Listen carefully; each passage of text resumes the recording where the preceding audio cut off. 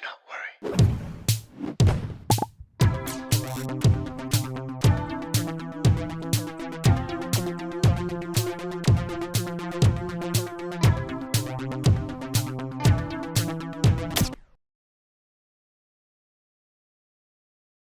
Hello, everyone. Welcome to a brand new Do Not Worry stream. I'm your host, Anthony, coming to you from the heart of Lebanon in the 09.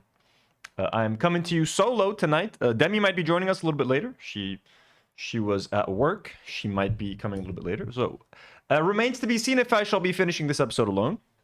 But anyways, I'm not alone, folks, because you guys are here. We got Haley in the chat. We got Sarah Hwaidat. We got Jim D. Dukers. Hello, everyone. How's everybody doing? We are hello Zeph. We are here with another sort of news-centric episode. There's a couple of little fun updates here and there, maybe just one even, but for the most part, we're talking about what's happening in Iran, in Lebanon, and around the Middle East with the U.S.-Israel war, bombing the shit out of the Middle East, and causing a havoc in the area.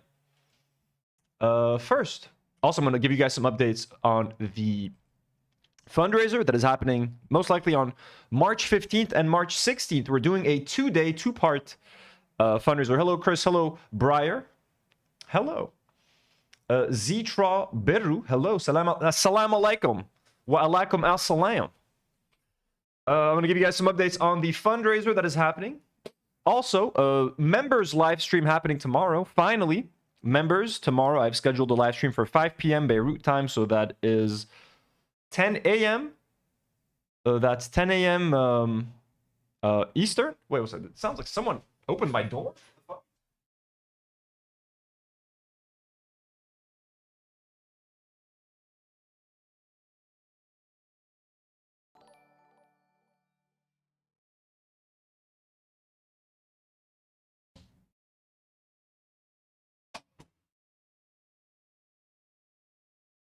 Sounded like someone broke into my house. We good. It's just the cat's doing something. Up to no good, as always. Jim says a $5 donut says, glad you're here, Anthony. Well, Jim, we're glad you're here. We're happy you're here. Hello, Ray. Thank you so much for the generous dono, Jim.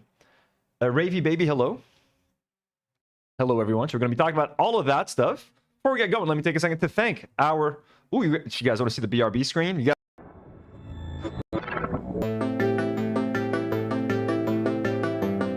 Oh, yeah. Oh, yeah. Beautiful, classy, elevated. You know, all that good stuff. By the way, look at that beautiful jar of honey.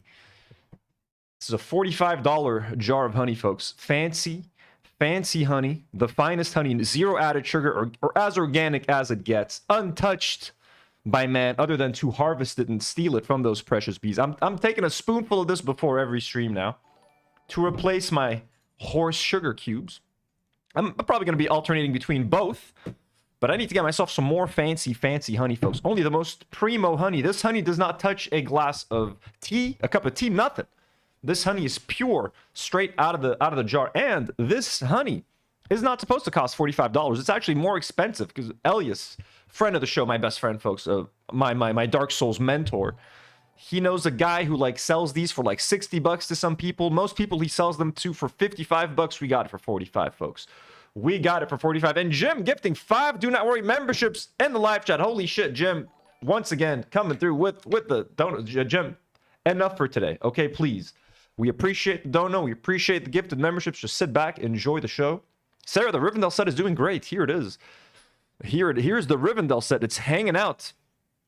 And I'm getting ready to pick up a second set. I think it's time. It is time for me to get another set. But, with war and stuff and just the financial instability, it's kind of, I have 3 things that change in my life because of the war. I had I was writing some kind of ad that was going to be filmed in Dubai in April. I have gotten no updates on that thing. I have a feeling it's not happening anymore. I sell comics at a shop in Beirut. I'm guessing that traffic is down at that shop because, no one wants to be playing board games, maybe, while they hear drones and explosions in the background. So I feel like that part of my work has been impacted. Also, Demi and I were about to launch some kind of a fun new product that we're selling at her shop. We're going to launch a website and stuff. We were about to film an ad the day that the war started. We're about to go film an ad at her shop so that we can start doing the online campaign for that. Can't do that anymore. So once again, all I have is this podcast, folks. It's all we got. It's all we got. Thank you, Israel and America, for ruining our lives. Shwan. What do we got? First you get the sugar, then you get the bees. First you get the power, and then you get the money. What was it? Scarface? First of all, folks, if you want to support the channel, feel free to consider supporting us on Patreon. Let me click here. Here's our Patreon link. We have some exclusive content on our Patreon. Nour and Karine host a show called Fantasy Board Review, where they read bestiality, books, bears, sleeping with vampires, whatever it is. You guys know it's a 90-minute video, very popular on our Patreon. A fan favorite. And I myself might be reading a chapter of that book during the fundraiser. So if you guys want to support us on Patreon, head on over there. I also release Gordon Ramsay Kitchen Nightmares reactions. Some God-tier patrons like Elian Mujabir, we love you. Superhero patrons like A Rose For You, who just became a superhero patron recently. Thank you so much, A Rose For You. Claudia, Khalan Ahmad, Pee-wee Hernan, and Rhea D. Blonde patrons like Bum, Venusaur, Daniel Nechle, Mercedes W, Danielle Richards, Melissa, Fergus Grant, Hefa and Hiba, Tufik Fakir, thank you so much, and abductee patrons. New patrons like Jade, Selina Francis, Yusra Yusuf, and Bertram Balk, the Pigeon Wax Wolf, Bad Pierogi. Let's go. Thanks so much for supporting us, folks, and for enjoying that exclusive content. I'm considering releasing like 10 minutes of Nour and the Karine's video. I'm telling Nour to maybe like cut up like the first 10 minutes or a fun 10-minute segment, upload that for members. That way you guys can get a taste of what's happening on Patreon. And then if you guys want to join, feel free to do that. But you'll get me reading that nasty book. Chris says, you got me also. What do you mean I got you? Triana, we got you. Of course I got you, don't I? And also, our lovely YouTube members. You're getting an exclusive live stream tomorrow. I'm going to give you guys some more updates about the fundraiser. I'm going to tell you guys who we have booked as guests so far. Workshop some ideas together. Just have a chill time. That'll be happening tomorrow at 5 p.m. Beirut time, so that is 10 a.m. Eastern. Some members that I'd like to thank: Calamity22, Natasha Dupker 9010, Emily R99, J3C3C4074, Vista T1606 201AW, Choki Nona, She's 61, ANC 89 video, Onette Tomus, Kiki Kodado, Brian Dumphy 9607, and Mikhail 0203. Thank you so much. And Box of Clementines. Ooh, we love clementines over here. Tasty. And Razmik Demirjian 1740. There we go. Chris, that might be your cousin. Oh, he said all you have is your podcast. Oh, thank you so much, Chris. That's very sweet. And I have all of you guys. You guys are so sweet. Crafty, hello. Much love to you. Chris, that's so sweet. Thank you. Habib Elbna. Habib Elbna, Chris. Chris, I need to send you that logo. I'll do that after the stream. Okay, thank you so much. You guys want to, but you guys don't have to do any of this, obviously, to support the channel. Feel free to simply like the video, subscribe to the channel. That's very important. Subscribe to the channel. Leave a comment if you're watching the replay. Hop into the live chat if you're watching live. Join our Discord if you're watching. Have some fun. Engage with everybody. Be nice. And let's get into it. Okay. It's going to be a relative, not short stream, like a couple hours. It's not. I don't think this is going to be a 3-hour stream. Hello, Haley. How's it going? Politics says that's genuinely heartwarming and also heartbreaking. What is the fact that I have Chris? Thank you. Okay. Is this the first thing I linked? Okay, this is depressing. Let's get this out of the way really quickly. Get your tissue boxes, folks. Get them tissue boxes. Samsung. Yeah, this one's gonna. I debated whether even listening to this, but look. I think we should. This little angel boy, this little angel, Mikhail Midorari, who's captured the world's attention with his adorable, just everything about this kid is pure perfection. His little face, his little chubby little face, his little glasses, his little straps around the glasses to make sure that they don't fall off. His little water bottle with his little strap, everything about him. His little tiny little shoes with his little Nikes. We've all looked at this photo. We've cried. Who could not cry? Well, his mother actually got on Iranian television and she called into a TV channel. And look, I mean, what she says is just heartbreaking. By the way, here's another photo of this adorable little boy. So what you're hearing is the voice of the mother of Mikhail's mama. بهش میده گفتم مامان چرا اینجوری Sorry, let me turn it. Oh, I forgot to give you guys updates on the fundraiser too. I'll give you guys updates in a second. میگی همیشه این حرفو نمیزد الان امشب گفت مامان غذات مزه بشه هی تعریف. So here's what she's saying basically. And by the way, the lady who's speaking to her starts crying mid conversation. So the mother of Mikhail, a third grade student who was killed in a U.S. airstrike on a primary school in Manab. Here's what the mom had to say. I had prepared dinner. Oh, sorry, you guys can't see me. I took that off for the Zoom call. Boom. What? Solo. There I am. Wait, what's happening?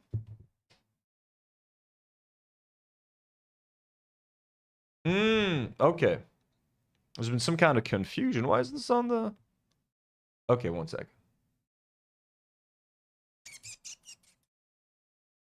Capture card 1, I guess? Let's see what's happening here. Oh, in a momento, folks. You guys are seeing this for some reason.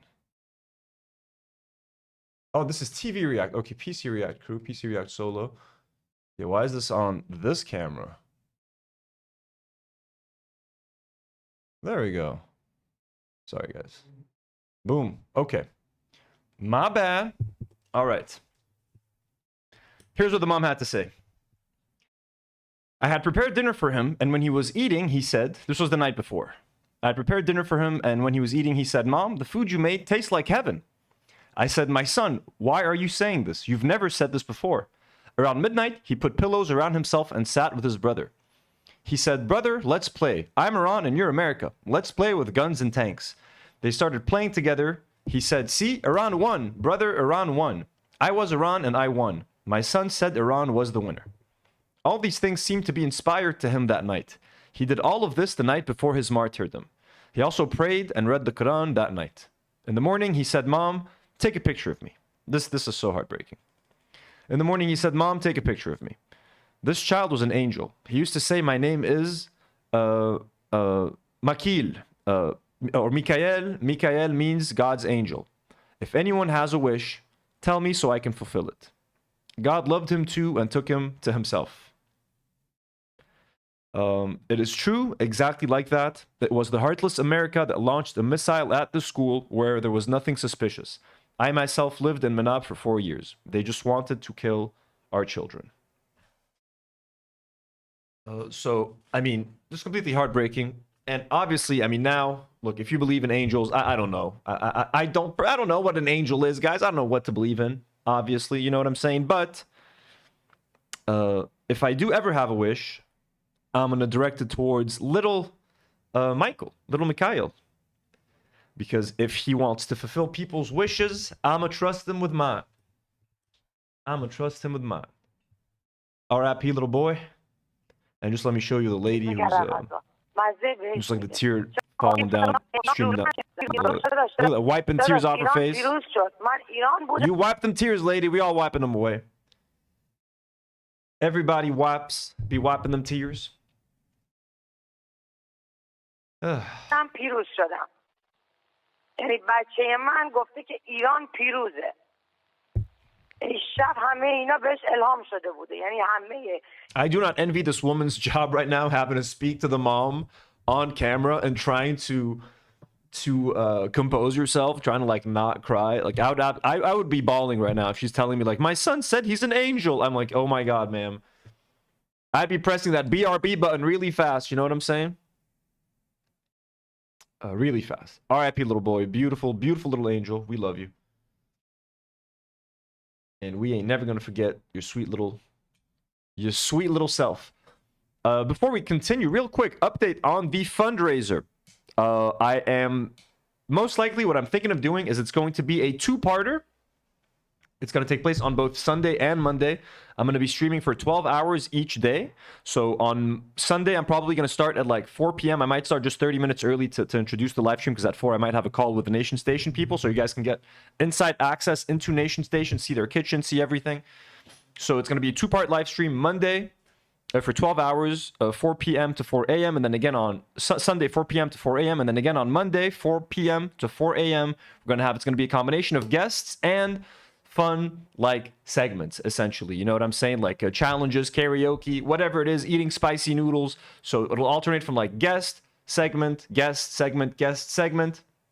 And we're going to have different goals. So whether they're subathon goals or money raising goals, we will have those goals. And whenever we hit one of the goals, whenever we hit a milestone, we'll do something fun. You know, we'll do something fun together. It's going to be a fun time. You know what I'm saying? So come join us. We're going to have a nice time. And also, I've started setting up the page on Chuffed. It's like it's kind of like a GoFundMe, but it's more specialized for helping people for fundraisers for places like Palestine and stuff like that. Someone from Chuffed reached out, very sweet, very nice of that person to reach out and try to support us. Her name is Nadim, and she works. So she's part of Chuffed. So she's gonna try her best to also help us like behind the scenes, just in order to like give me tips on like how to prepare the fundraiser, how to make sure that it is like well promoted, just giving me tips and stuff, which is super helpful. We need all the help we can get. So it's nice to know that they're going to be that we're going to have their support as well, just to make sure that I don't do anything wrong, etc. Very nice. So I'll give you guys more updates tomorrow on the members live stream. I'll tell you guys which guests have already confirmed, who else I've reached out to, and we'll have some fun. Okay, but it's gonna be a big live stream. Okay, it's gonna be crazy. I'm so nervous because I don't want to. Jim, thank you so much. I emailed Brittany. We're in contact. I emailed Brittany more details for the members tomorrow, Jim. But Brittany Simon has been emailed. Of course. Thank you so much, Jim. Thank you, sir. I did not see the DM, but I did manage to get the email address. So thank you, sir. So with that. Also, I don't know. Should I try to get people like Hassan and stuff? We'll talk tomorrow. We'll talk tomorrow. Anyways, back to war coverage. Ooh, DG or Hui sends a 220, a 20 euro dono with a dancing pair. Very cute W's in the chat for DG or Hui. Thank you. That's so generous. So stop doing that. Thank you. What an adorable pair. What a cute little. Thank you so much for the support. It means so much. It genuinely means so much. You guys are the only reasons we can keep doing this. So thank you. Confirmed. Footage reviewed and geolocated by Bellingcat confirms U.S. Tomahawk missile hit the girls' primary school in southern Iran that killed 180 people, most of them children. Researcher Trevor Ball notes Israel does not possess Tomahawk missiles. The United States does. EasyZB says if you can, you should cook, review some Lebanese snacks, etc. as donation goals. I have a fun idea for Lebanese snack reviews that I hope I can pull off. So this is the moment where a U.S. Tomahawk missile lands. Look at the size of that fucking thing. Look at the size of that thing. Look at these criminals, man. Look at what they're firing at children. Oh my god, dude. It's like the size of a building. Are you kidding me? That's the size of an SUV. You sent that to decapitate children, you animals. You fucking animals. That's insane, man. This is the missile that did it.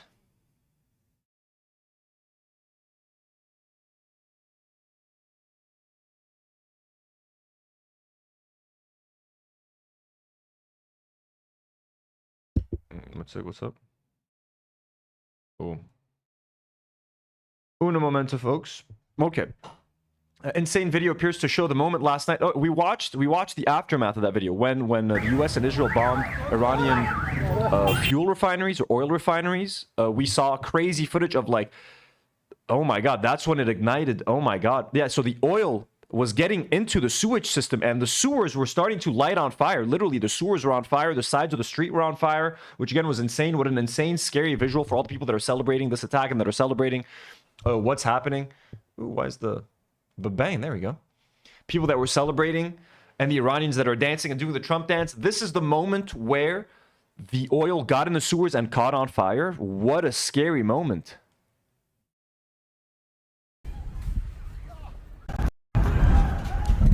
Oh my god, dude. Dude, this shit's fucking crazy, man.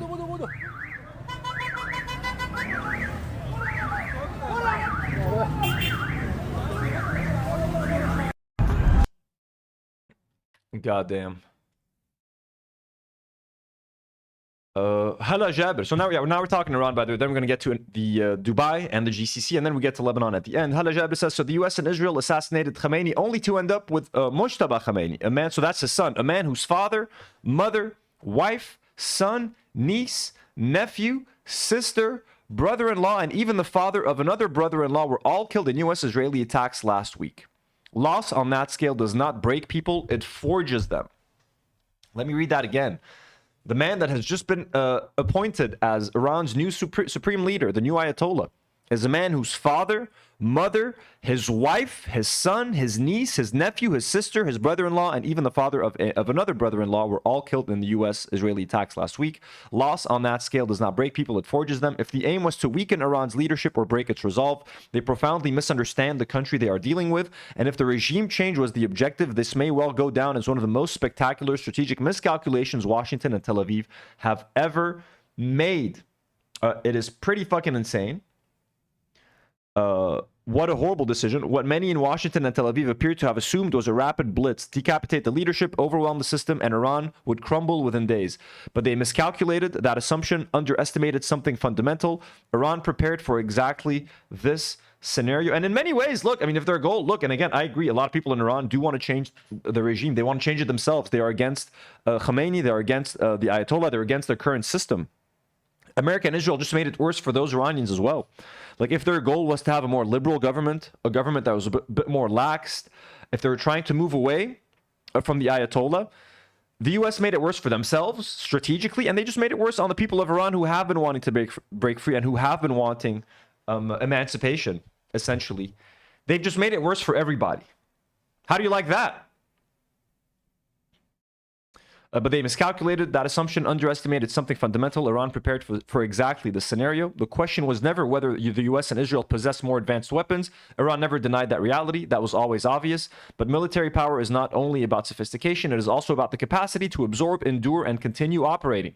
The real test was whether Iran could absorb the blows and keep fighting. So far, it has. Still, that endurance will come at a very high cost. Both the US and Israel have now moved to targeting major infrastructure across the country, like the oil refineries that we've been talking about, desalination plants, etc. They cut off the water supply to 30 Iranian villages by bombing that desalination plant. Infrastructure across the country, and the longer Iran withstands, the more vicious those attacks are likely to become. This is increasingly becoming a contest for who can endure longer. Yeah, at this rate, if the US, if this is what the war is becoming now, just attacking their civilian infrastructure, then Iran is going to be fucked in that sense. Because there's nothing the Israelis and the Americans won't do. There's nothing they won't bomb. There's no level they won't stoop to low. There's no war crime they won't commit. Who gives a shit? They just murdered 180 children. It's live. You see the Tomahawk missile dropping down. They're trying to blame the Iranians. They're trying to say that the Iranians fired that rocket. Like, you know what I'm saying? It's hopeless.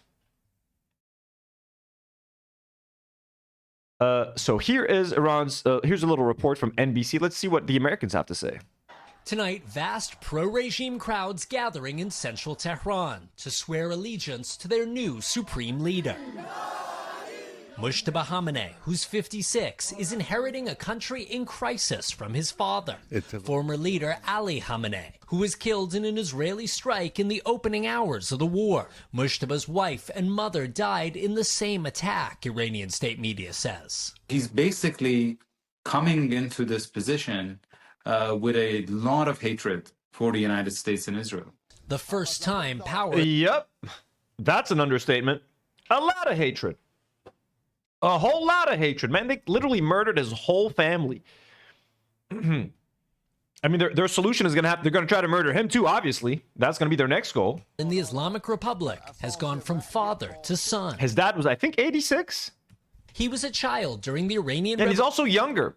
So they also replaced an old man who, like, and I think also, like, maybe Jon Stewart made that joke, but, like, seriously, they replaced an older man, you know what I mean, with, like, a much younger, slightly more conservative version of his dad. Maybe not conservative, but now he's going to be way more extreme than his dad, way more extreme. You know what I mean? So they just fucked themselves. They've just fucked everyone, essentially. Revolution of 1979. but as a teenager served in the army during the Iraq-Iran War of the 1980s, and later became a major behind-the-scenes player in his father's government. A 2007 State Department cable... So yeah, behind the scenes, it's not like he's coming out of nowhere. It's not like he was some kind of bum just chilling playing video games and he's being picked out of plucked out of obscurity to do this. He's been prepped for the role. He's probably been groomed for this. He's been trained. He's ready to go. Published by WikiLeaks, said he had extremist views and wielded significant influence in the Supreme Leader's office. There you go. Mujtaba has never held public office before. People are saying I look like him. This grainy video, one of the only known recordings of his voice. But he's close to the Revolutionary Guard, the elite force tasked with ensuring the regime's survival. Fighting both external enemies and violently crushing dissent among the Iranian people. But a few daring to speak out, crying... Violently crushing dissent, murdering 40,000 people in a day and a half. Death to Mujtaba in Tehran. And the president today saying the U.S. won't accept his rule. You know, I was disappointed because we think it's... Was there a chance of death to Mujtaba in Tehran? Where? Among the fighting both external enemies and violently crushing dissent among the Iranian people. But a few daring to speak out, crying death to Mujtaba in Tehran. And the president today saying the U.S. won't accept his rule. You know, I was disappointed because we think it's going to lead to just more of the same problem for the country. Could you imagine any scenario where he and President Trump are able to do business? It is very hard to imagine that he would be able to do business with President Trump. So it would be very unpopular to try to write... This is so stupid, man. They're such fucking idiots. I'm waiting to hear, other than making their friends who own all of these weapons manufacturers billions and trillions of dollars, I don't see how this helps, how this war has helped the U.S. The U.S. has just fucked itself. Netanyahu has just successfully fucked the U.S. I can't wait to see how Trump feels about all of this in a couple of weeks, once he realizes what has happened. Out of the gates, go and appease... Nour, hello. Ahlan ya Nour. ...is the aggressor from the perspective of Iranian politics.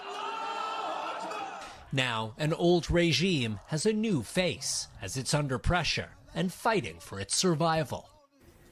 Raf Sanchez joins us tonight from London. Raf, we still haven't actually heard from this new Ayatollah yet.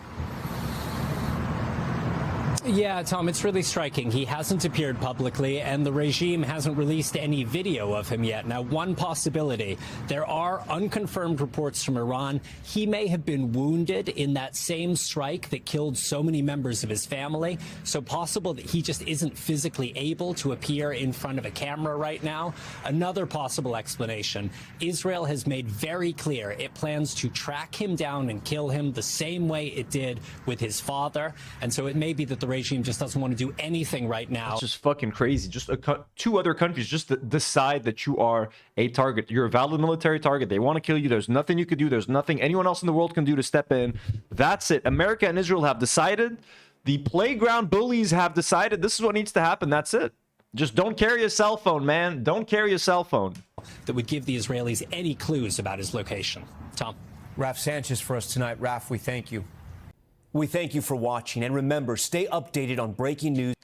Jesus Christ, dude. Just murdering people, murdering leaders with impunity. Here's a trigger warning, by the way. Trigger warning. Here is some cluster munition sent from Iran hitting a street in Tel Aviv, and you're gonna, this man isn't going to get directly hit, but I mean, he's gonna fall to the ground. Trigger warning. Bang. Look at that. He's okay. He sits up. He sits up. He's in shock. You know what I'm saying? He all right. He's just kind of like sitting up like, oh shit. Pretty crazy though. I mean, he's lucky as shit. That man is one lucky SOB. One lucky SOB. Someone's running to his aid. He's fine. Doesn't look like anyone got hurt really. Just some property damage. Like, it's kind of crazy that you see, isn't this TOS? I think, isn't this, it's against TOS, you mean? Nothing happens, really. It's going to get me demonetized for sure. This will make the video demonetized, but no one's getting hurt. The dude's fine. There's no violence, right? Isn't there? But thanks for the Heads up anyways, call me Space Invader. You let me know. I think this should be fine, right? Oh, this is insane. Okay, this is probably one of the craziest tweets I've ever read in my life. Top 5, definitely. Top 5, definitely weirdest fucking tweets I have ever read. This is from Eve Barlow. Barlow, I don't know who the fuck again. She's like an Israel IDF influencer. She's always there, but like, I don't know. Okay, so she's a writer and journalist and owner of Blacklisted. Free Iran, of course. Hashtag free Iran. Oh, ya Rabbi. Ya Rabbi. Free Iran. Yeah. Eve Barlow, of course. Okay, let's read her tweet. Okay, you guys, I'm not going to believe this. Very excited to read this with you guys. I'm on a flight, and my air host hands me a glass of champagne, sees my Magen David, and beneath his breath whispers, L'chaim. He asks me if I want a splash of juice in my glass. I said, just a side of Am Israel chai, or chai. Oh my God, this... Okay, I think the worst Israelis, I have to say, the worst Israelis are American Israelis. I'm sorry, I don't make the rules. But I think the worst Israelis have got to be... What happened to the chat box? Folks, the chat box has disappeared. Wasn't it there earlier? Yes, it was. Am I disconnected? No, we're not. Let me quickly open Streamlabs. What happened to the chat box? No. Okay, let's see if I open it a crew and then we click. Okay, chat box is gone, folks. We have lost the chat box. It's gone. I'm sorry about that. So she's she's Scottish, but she sounds American when she talks. Wait a second. Scottish? No way. She's not Scottish. Eve Barlow Scottish? Barlow? Eve Barlow interview. I could swear she sounds American every time she speaks. The second the tweet went out, I was vehement. Oh God, that's not expected at all. By the way, she looks like Dobby from the Lord of the from Harry Potter. Don't tell me she doesn't. I know I don't want to make fun of people's physical appearances, but in this case, when you're that much of a Zionist, when you're that much of an Israeli mouth puppet, attacked. I disagreed with them on this one topic, and all of a sudden, I just immediately went out of my dream into a nightmare. Dude, she looks so much like Dobby. I'm sorry. I just immediately went. Hasn't. Oh my God! Why did I think she was an American? Out of my dream into a night. She gives such American vibes. Such American vibes. God, she just ruined my whole argument that American Israelis are the worst. Dobby, Harry Potter. Sorry, guys. She looks so much like Dobby. Like, it's insane. Look at this.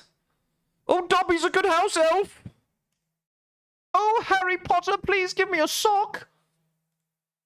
Okay, bam. Look at this. I ain't kidding, guys. I ain't not fucking about. Look at that. Same, like, big old eyes. You know what I'm saying?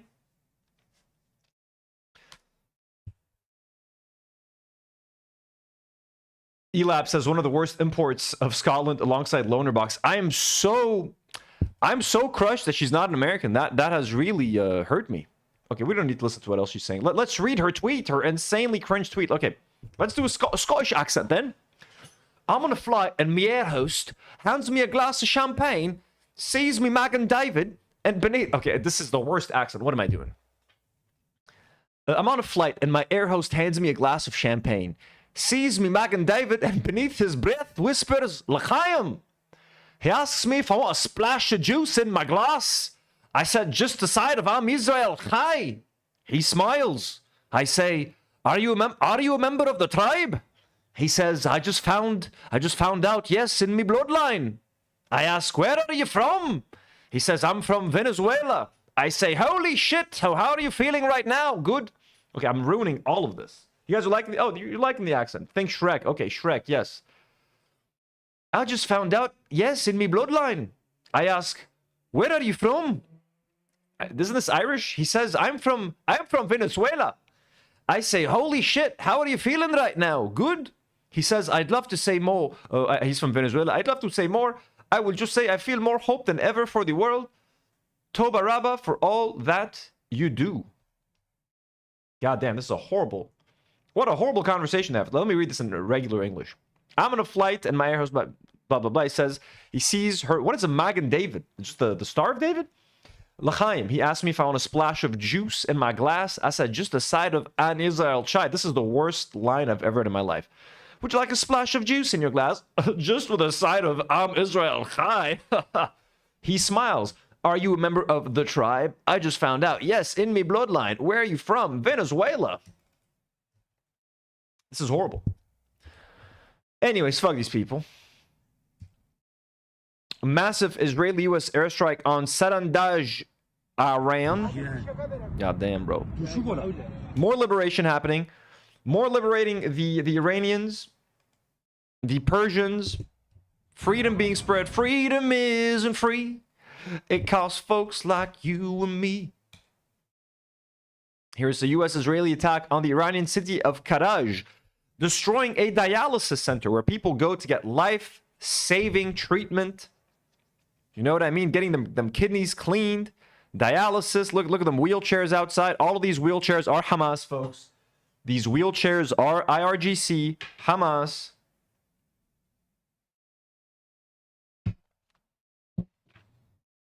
I hope the hospital was evacuated and empty before this happened, because goddamn.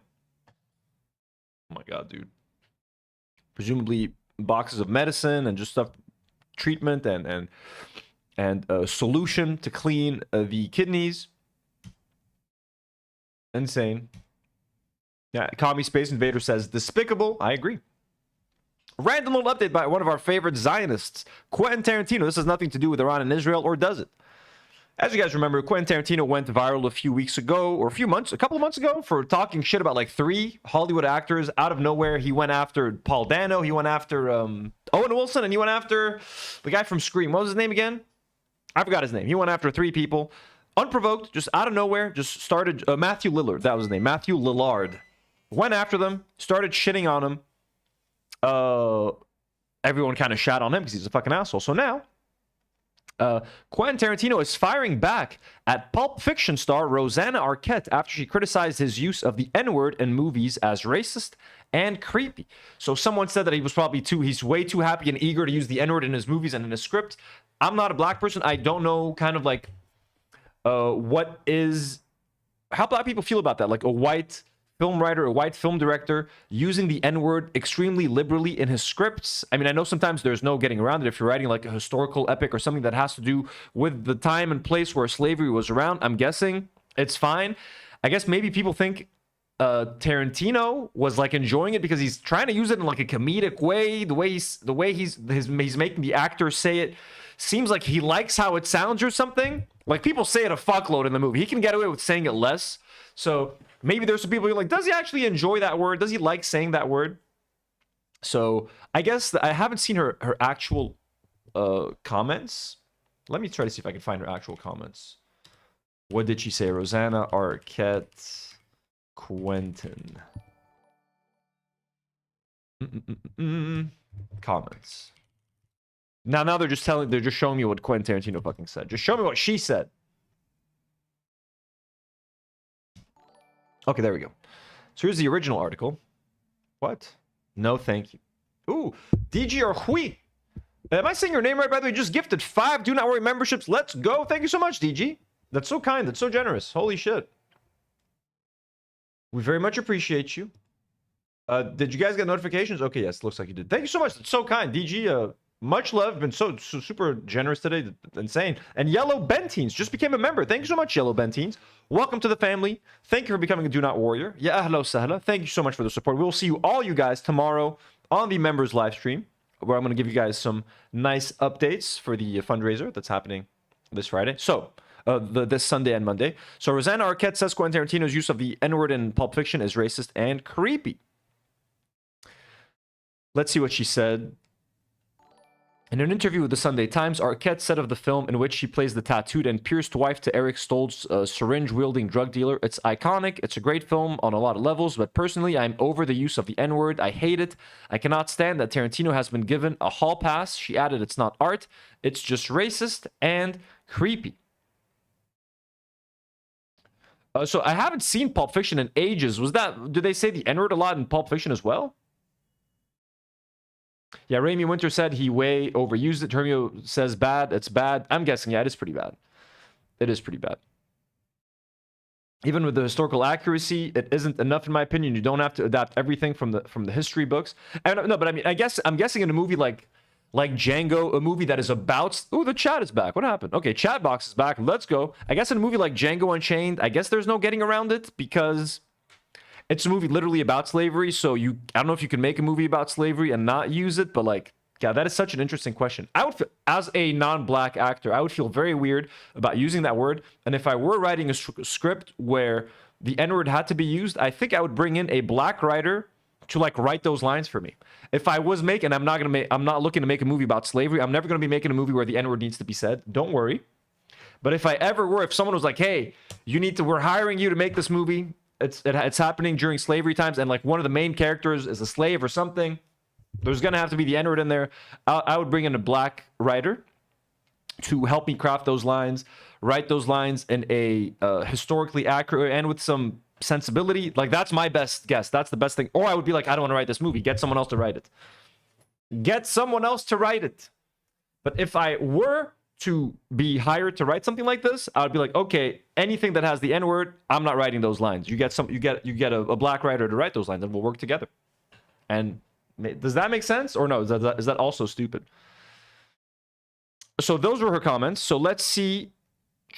Oh, what else did she say? Tarantino has been criticized regularly for his liberal use of the term in subsequent films. In 1997, fellow director Spike Lee said in an interview with Variety that Tarantino was infatuated with that word, adding, "What does he want to be made? An honorary black man?" Tarantino was subsequently defended by Pulp Fiction and Jackie Brown star Samuel L. Jackson, who said in a Berlin Film Festival press conference, "It's not offensive in the context of this film.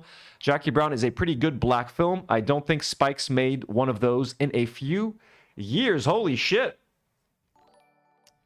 After the release of Tarantino's 2012 period thriller Django Unchained, starring Jamie Foxx, Lee again criticized Tarantino, saying on his social media, "American slavery was not a Sergio Leone spaghetti western. It was a Holocaust training." That's a good point, actually. That's a very good point. I did enjoy Django at the time, but I've never heard it described this way. Like, yeah, why did you make a movie about American slavery as a Sergio Leone spaghetti western? Maybe the way Spike sees it is that it's disrespectful to the struggle of a black man. And again, why is a white man making a movie about the struggle of slavery and a slave's struggles? It is weird. I get it. It's a revenge fantasy. And there are many satisfying aspects of that story. You see a slave grab the whip from the fucking slave owner and fucking whip him. That is a cathartic scene in many ways. But is it a white man's story to tell? I don't think so. I don't think this was ever a white man's story to tell. I don't remember the use of the N-word in Jackie Brown and all that sort of thing, but I'm talking about Django Unchained specifically. That is not a white man's story to tell at all. And in fact, that would have been a much more interesting, even though I think I liked it a lot at the time, but I can only imagine how much better that film would have been had it been written and directed by a black writer and director. Like, holy shit, that would have been a cathartic revenge fantasy, a story about a slave getting back and murdering all these fucking slave owners. God, what a great movie that would be to be given to a black creator to go nuts with this fucking story. Chris sends a $2 dono. It says, "Don't worry, all scripts will be AI, so N-word will be used." All sorts of racism will be used, of course. Oh, I said no N-word will be used. No N-word. Okay.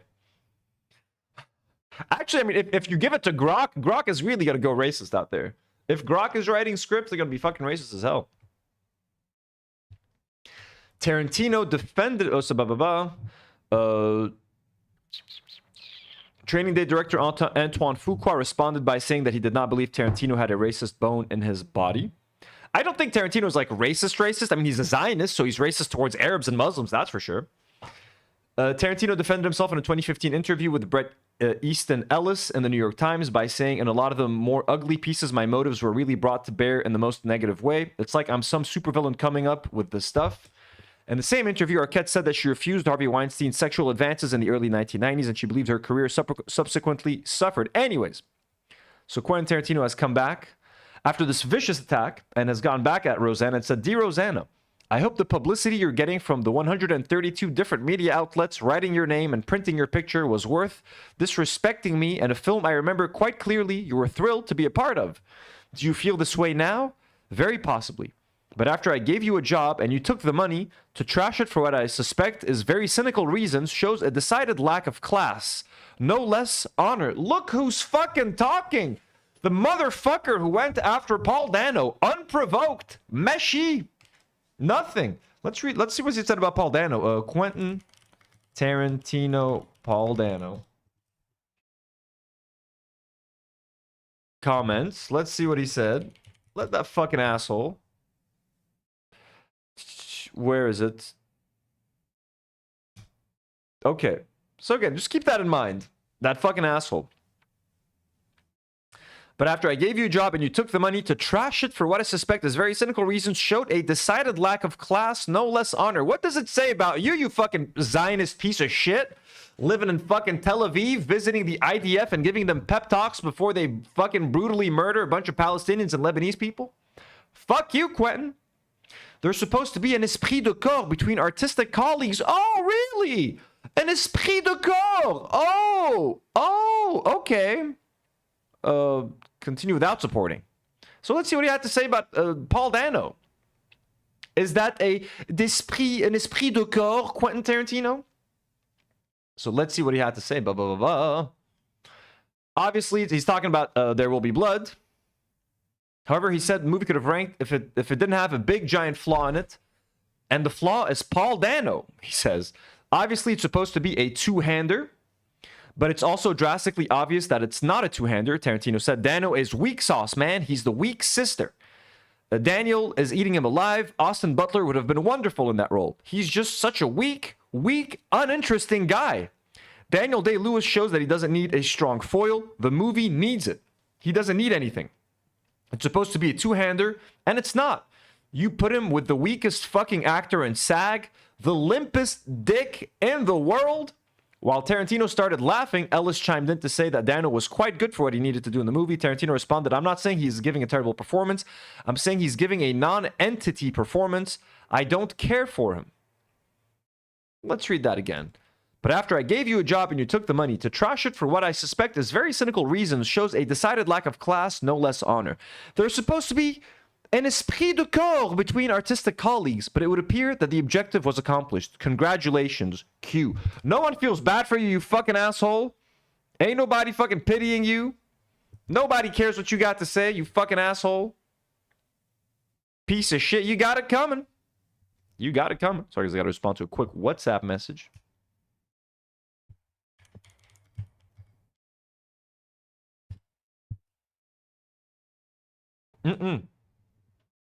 Okay.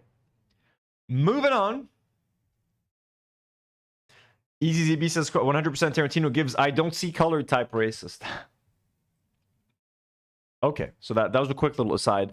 We're not going to watch this video. There's a very graphic video of a 1-year-old Iranian girl being found dead under the rubble of a residential building in Tehran after it was bombed by the US and Israel. There's footage of a firefighter digging through rubble, picking up the little girl, carrying her body. I can't say it to safety because she's deceased, but to be properly buried and to be hopefully with her family. So RIP. We're not going to watch the footage. Just heartbreaking. It's not censored. It's very graphic. This is just a clip from CNN. Jake Tapper brought someone, like, I don't know who it is. You're not going to believe who Jake Tapper brought on to tell us what Iranians on the ground are going through. I don't know who that lady is. Am I supposed to know who this lady is? Forward. How do the Iranians you're talking to? All I know that she's a white American lady. Emily, you've been talking to Iranians on the ground about the strikes and about Iranian leadership going forward. How do the Iranians you're talking to, how do they see the future unfolding in Iran? Of course, there's a lot of uncertainty and there's a lot of problems with the internet still being shut off, although there is some limited use with Starlink and limited other options. But by and large, the responses from Iranians that I've spoken to has been overwhelmingly in favor of the United States and Israeli action on the ground. They're very happy. Overwhelmingly in favor. Oh, the Iranians are overwhelmingly in favor. Great. Are they loving? Which part are they loving? The 180 murdered children at the school, the oil plants being burned down, the oil getting into their sewage system and having the entire sewers of Tehran being literally lit on fire. Are they loving the bombings of residential buildings? That little girl that was just found under the rubble. Wait, what exactly are we loving? Oh, she's Israeli. She's an Israeli lady. She's an American Israeli. Okay, I've never seen this lady. I might have seen her before on a couple of reports, but I would not recognize her name or anything like that. Sarah Haddad, Nour and Karine are doing well. They're doing fine, thankfully. Everyone's safe. That regime Emily, you've been talking to Iranian. Just absurd. Like, why the fuck would you get this person on your fucking show? Like, is CNN? I'm not watching a lot of CNN. I'm watching some of the just reports here while we cover the news. Are they really glazing the swore hard, or has the mainstream media started to kind of recognize that this is a complete fuck up and clusterfuck, or are we still in the denial phase? Because I have no idea what's happening over there. In the morning, Tapper called drop site propaganda, and in the evening brought on this lady to say that Iranians totally want the US and Israel to be bombing them. Yeah, that's fucking crazy, man. You just cannot watch mainstream media anymore. And speaking of Iranians celebrating the American war, here's what Iranians are actually doing on the ground. These are Iranians showing their support to their new to Khomeini's son as the new supreme leader, and they're going to hear US and Israeli explosions in the background, and look at their reaction. بسم الله الرحمن الرحیم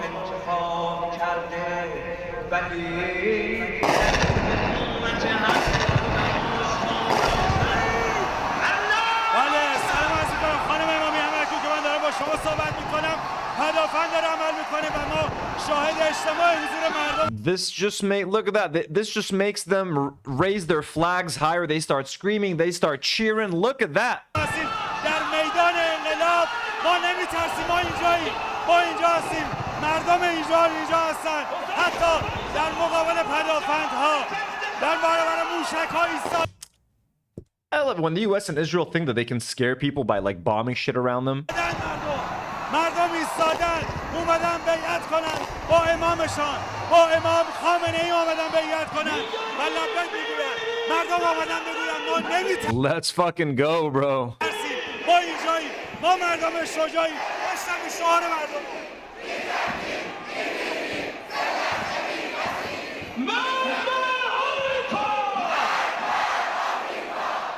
Is this what Israel and the US wanted?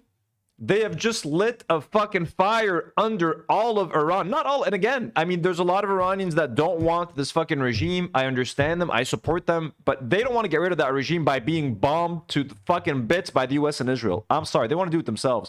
And now they've made the supporters of Khomeini even bigger supporters, and even maybe people that did not support Khomeini in the past might now support him. Just like when Israel bombs the shit out of Lebanon, there's a lot of people that don't support Hezbollah, but there are some people that maybe never supported Hezbollah in the past that start supporting the resistance.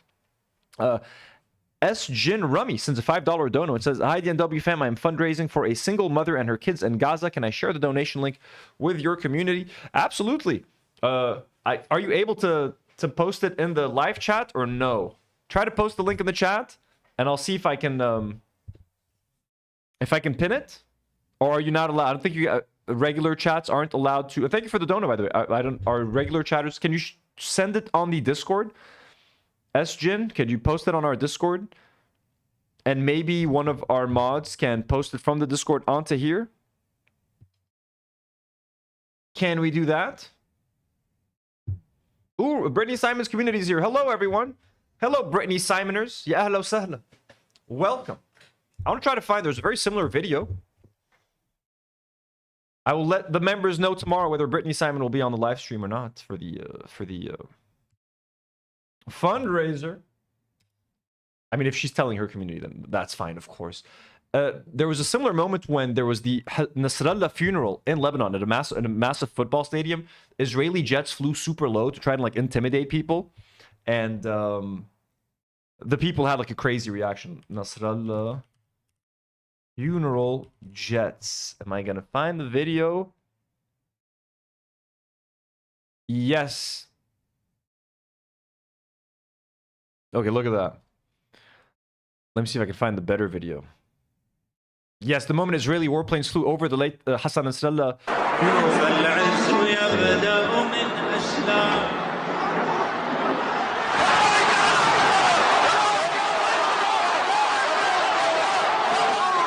Look at that, dude.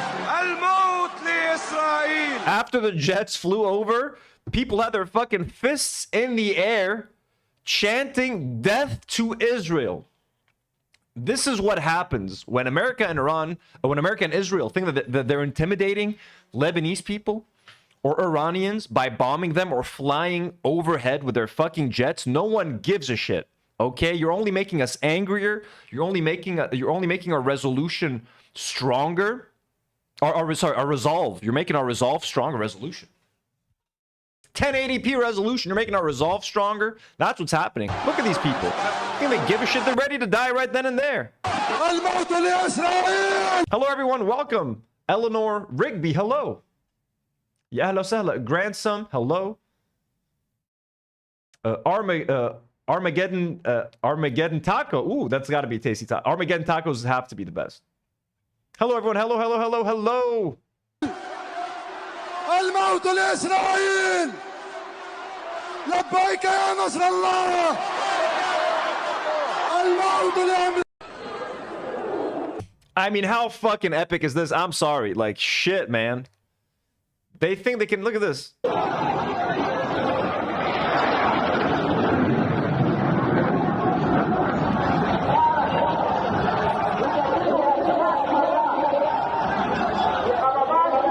No one gives a shit. Literally, no one is intimidated.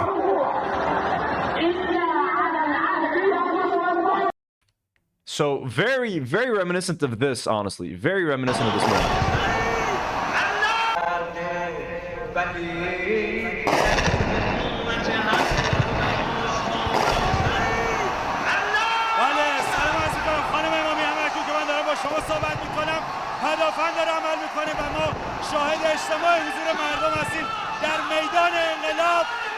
This is brown people power, folks. This is brown people power. We ain't afraid of this shit. Whereas nothing, we ain't afraid of nothing. You hear me? Okay? Badass moments. And again, you don't have to agree with the Ayatollah. You don't have to agree with Hezbollah. But you can agree with badassery. It's a fucking G moment. Some good news. Some good news. BBC correspondent Kasra Naji from Tel Aviv reports that the situation is very bad.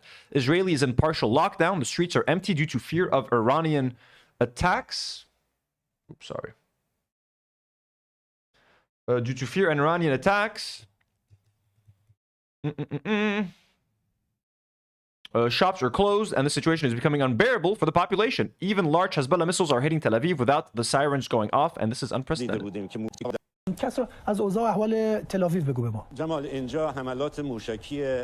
Okay, our boy's not speaking English. Cool. I'm glad it was translated. Breaking. Okay, so now we're getting into that. Those are the updates I have for Iran. Let me see if there's a quick video that we can watch. Let's see what's happening in Iran right now as a quick tiny update. Into a nightmare. Iran updates. Latest news on day 10. CBS News, come on.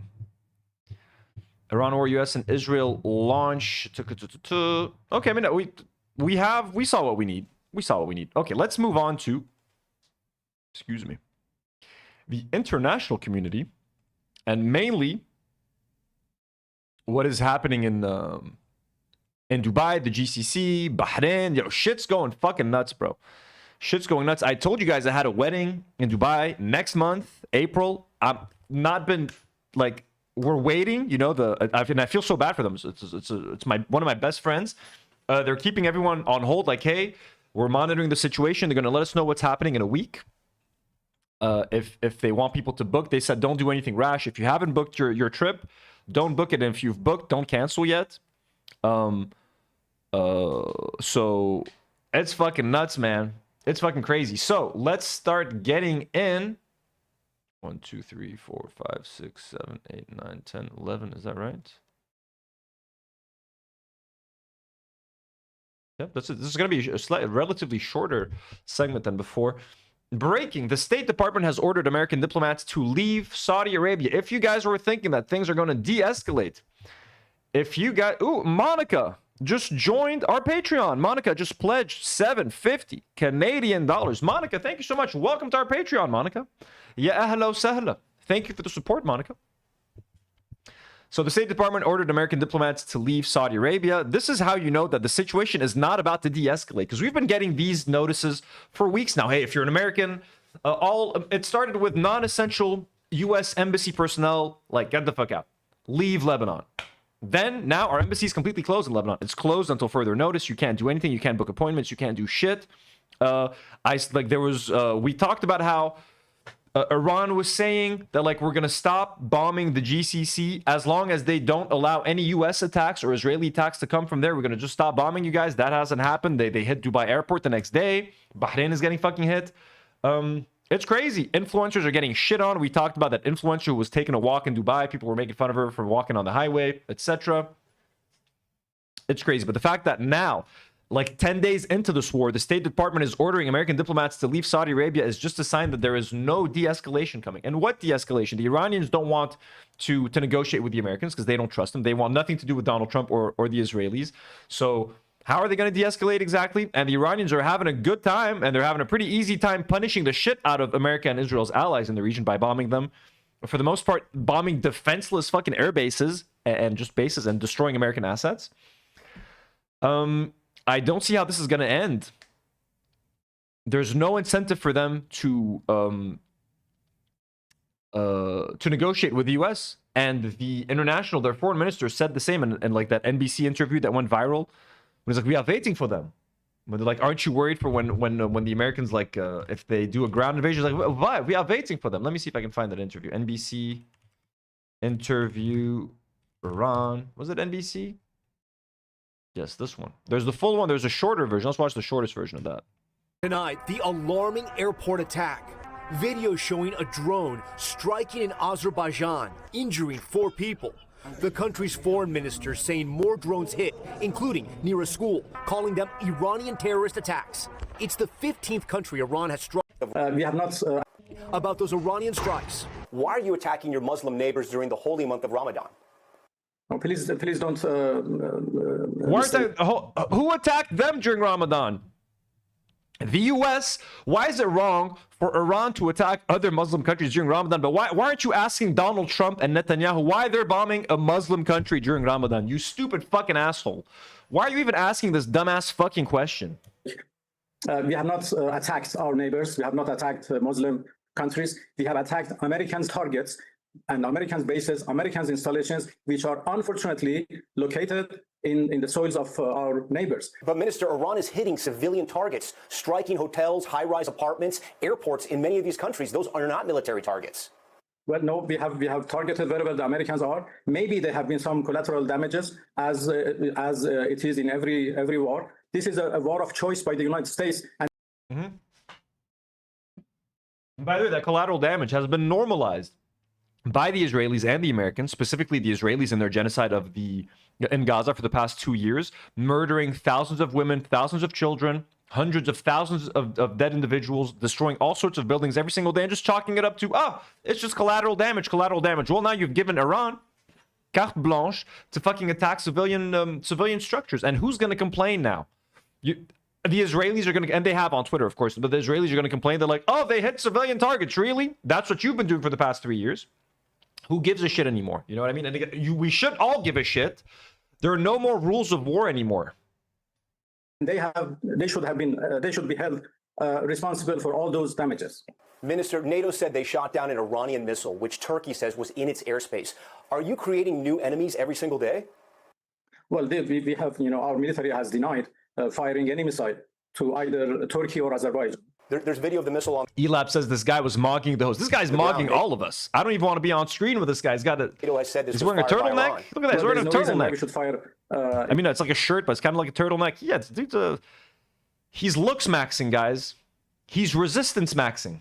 A missile to Turkey, which is a good neighbor of us. Also, there is no reason to fire drones to Azerbaijan. Rami El Zain, hello. We are investigating what has gone wrong Vanina Daily, hello. regarding these missiles or drones. It comes as the Pentagon says America is winning decisively against Iran in the joint U.S.-Israeli operation. That they have complete control of the skies and are taking out Iranian ballistic missile launchers. Ballistic missile attacks have decreased by 90% since day one. Drone attacks have decreased by 83% since day one. President Trump tonight. As soon as they set off a missile, within 4 minutes, the launcher gets hit. They don't know what's happening. But we have the greatest military anywhere in the world. We pressed the foreign minister. The Pentagon says America is winning decisively. Do you DG says he's hot as fuck. think they're wrong?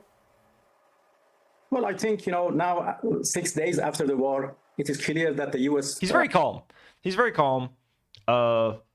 Iranians have the way they speak. They're very intelligent. It's a very educated population. They're very intelligent. They're very smart. They're very well spoken. So he's just being so cool, calm, and collected. And compared to fucking idiots like Pete Hegseth, he just seems so much more sophisticated. Like he has class to him. I don't know how else to explain it. Like he seems sophisticated. He seems classy. He seems educated.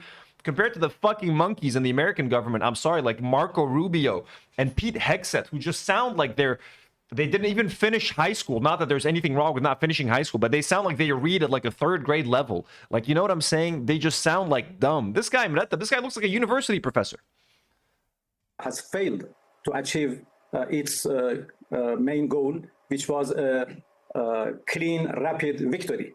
They failed to achieve that, and now they are trying to justify why they did attack us. Minister, your supreme leader was killed. Your top military leaders were killed. Your military installations have been bombed. How can you call that a failure?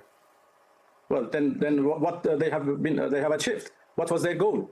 They came here for a regime change, perhaps. They came here for a rapid victory so they can, control everything. But they have failed. The system is working. The commanders have been replaced, and the supreme leader is going to be replaced soon. I mean, yeah, they have big weapons. They've been able to destroy a bunch of shit. What else? What's the goal? What have they accomplished, really? They've not been able to enact the regime change. They've not been able to cause chaos and like a civil war like they've been wanting with the Kurds and turning the pro-IRGC versus the anti-IRGC people.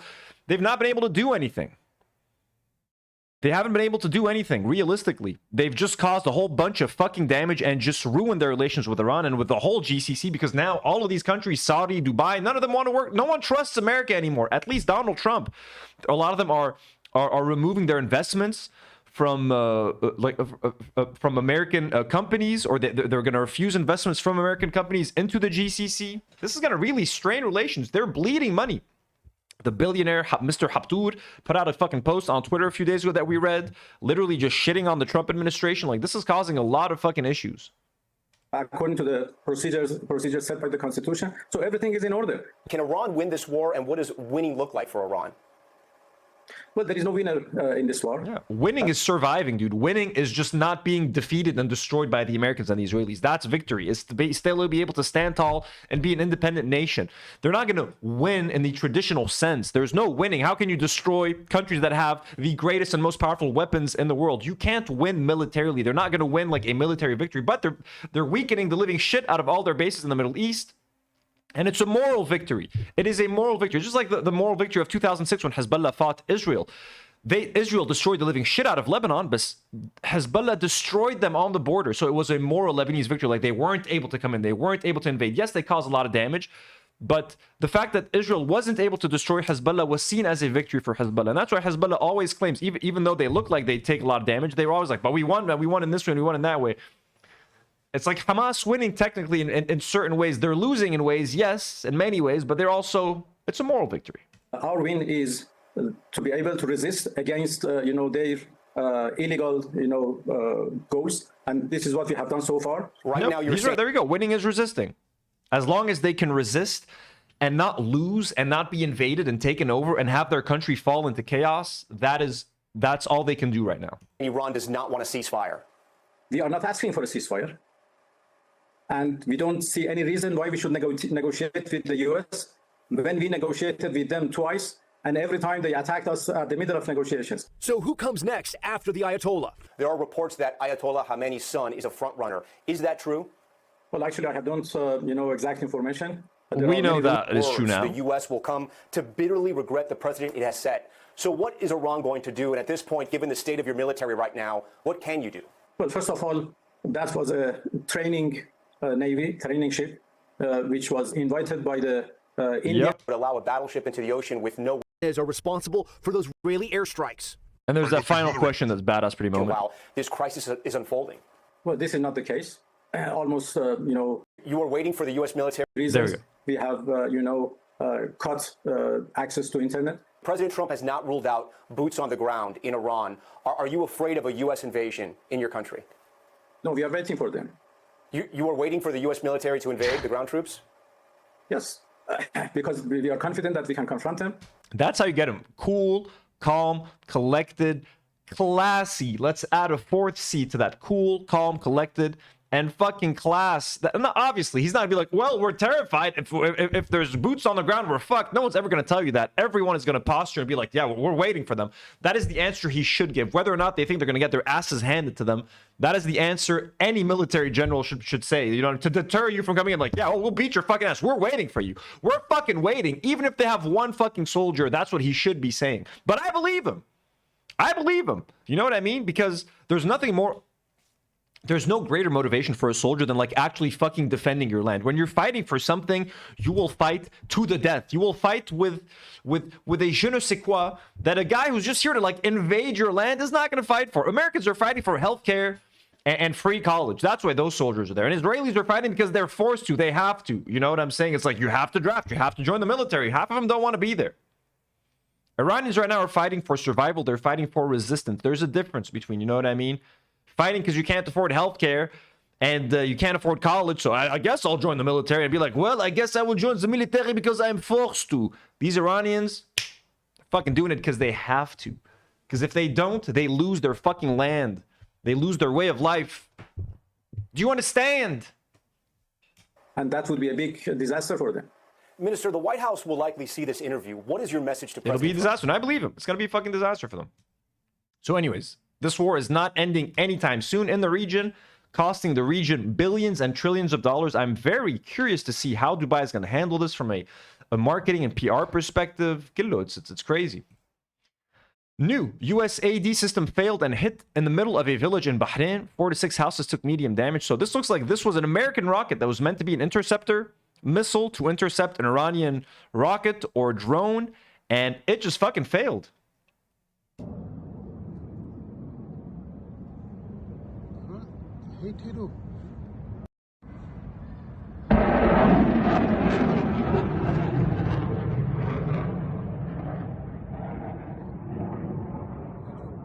That's crazy, man.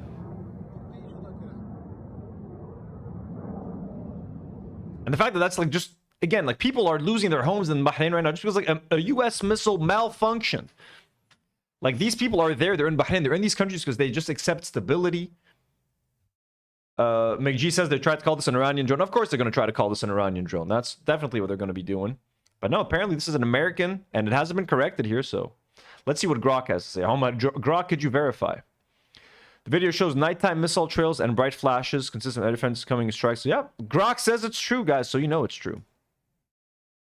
This is crazy. Okay, so we talked about the Dubai government implementing fines and potential prison time for like spreading misinformation, right? We said, so if you're caught in Dubai filming like a rocket landing somewhere like damage caused by an Iranian missile, you can get fined $600. If you spread that information online, which they call spreading misinformation, which could cause harm to like the government and stuff, you can be fined up to $50,000. But now Bahrain and go to prison for 2 years. So 2 years of prison. Okay, 2 years of prison, $50,000 fine for spreading misinformation in the UAE, and a $600 fine for filming that stuff if they catch you, like taking a photo or taking a video. But now Bahrain is taking the cake, folks. Bahrain is outdoing them all potentially. Bahrain is now seeking the death penalty for citizens accused of photographing damage from Iranian attacks. This is from Dropsite News. I didn't get this from some random fucking website. This is Dropsite News. This is Ryan Grimm's people. Okay? Bahrain prosecutors are now seeking death penalty for citizens accused of photographing damage from Iranian attacks. How fucking crazy is that? Bahrain's public prosecution is seeking the death penalty for defendants accused of high betrayal, alleging they photographed locations where photography is prohibited. High betrayal. Oh my God. How fucking crazy is that? In court, T-Talk with Shah says no one wants boots on the ground. Send Barron Trump. Exactly, yeah. I saw there's a lot of funny ass tweets of like, they're like, look, Barron Trump is like 6'7". He looks healthy. Send him to war. In court, prosecutors said the kingdom faces brutal Iranian aggression, adding that loyalty to the homeland is not an option that accepts negotiation, and calling for maximum penalties for violators without the slightest mercy, which they add, without the slightest mercy, also mercy if you want, which they added is the death penalty. Let me read that again. Loyalty to the homeland is how they're framing this. So if you share photos of an Iranian rocket or missile hitting anywhere in Bahrain, you are considered disloyal to your homeland. That's fucking crazy how they're framing this. They're basically calling you a traitor to your country.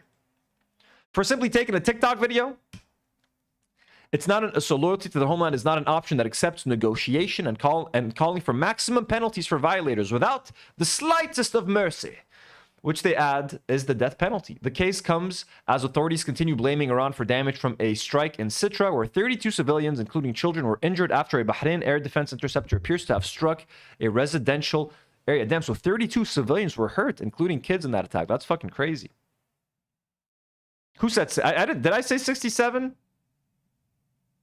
Who said 6-7? When did I say 6-7? Bro, that's crazy. And I have a similar story. God damn. Yeah, people are making... Like, I quote tweeted this. I quote tweeted this and said, it's time for the US and Israel to liberate the people of Bahrain. Like, doesn't that sound like a brutal regime that is brutalizing and killing its people? You know what I mean? Like, hey, shouldn't the US and Israel be the first to step in and stop this? Put an end to this.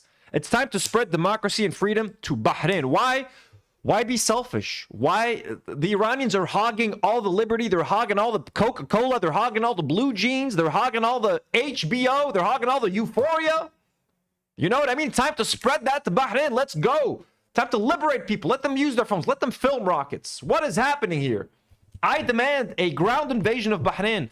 I demand a ground invasion of Bahrain. And we'll start doing the Trump dance. Liberate Bahrain. I'll fucking do the Trump dance. Let's go. Khalas. What's up with the inconsistencies? We either liberate all brown Arab Muslims or none. Everything or nothing. I refuse these half measures. Half measures. Okay, here's I don't know how true this is, but I found this to be an interesting anecdote of what's happening in Dubai as well. So this is someone called Elon Trades. Let's just quickly look into it. Crypto since 2017. Finding asymmetric bets and where capital consolidates next. Whatever. So he's a founder at Signal Labs HQ. Blah, blah, blah. Who gives a shit? So anyways, Elon Trades says, I moved to Dubai a month ago. Then 2 drones exploded next to our building. I was listed number 3 on the UAE public prosecutor's list for publishing illegal content. The video of the Fairmont on fire that got 1.7 million views, resulting in my ex account being banned across the country.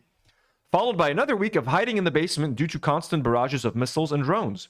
Then, a couple of days ago, after Marina 23 and the airport got hit, I decided we've pushed our luck far enough. We made our way over the border into Oman the night before last, and flew out this morning.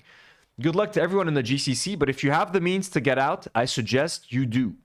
Don't fuck around and find out. I guess that's the video that he had posted that got him in trouble. So this video got 1.7 million views. Because of that video, he found himself on the number 3 on the list of the UAE public prosecutor's list for publishing illegal content. And then he shared the list actually here. So this is the list. الكشف المرفق بقرار النائب العام رقم 198 لسنة 2026 الحسابات متورطة في نشر الحسابات متورطة في نشر وبث محتوى غير قانوني. So these accounts are responsible for spreading content that is illegal, مسيء للدولة وقيادتها, and that is illegal and harmful to the country or like to the government and like its rules and how it does things. And then they list all of these accounts that are supposedly problematic. So here's Elon Trades. He's ranked number 3. Again, I don't know how accurate this is, but it hasn't been corrected. It hasn't been, no community notes. So all of these accounts, look at that. All these people are in trouble out in Dubai. Bull the audio. Iran in Arabic for real. The Moon Carl. Zarara him. So all these people are fucked, man. So the guy fucking escaped, literally. So here's what he also shares: this public prosecution, imprisonment for 2 years, and a fine of no less than 200,000 AED for spreading rumors and false news during times of crisis. That's how they're branding this. The public prosecution has clarified that the crime of spreading rumors and false news is punishable by imprisonment for not less than 1 year and a fine not less than 100 AED. The penalty shall be imprisonment for not less than 2 years and a fine of not less than 200,000 AED.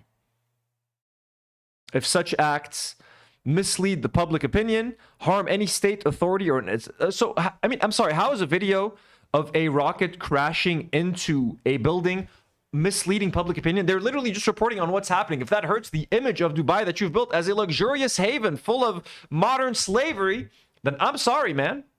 Jim, have a good night, Jim. Thank you so much for being here, Jim. Thank you so much for the generous donos. We love you. And thank you for putting us in contact with Brittany. Have a good one, Jim.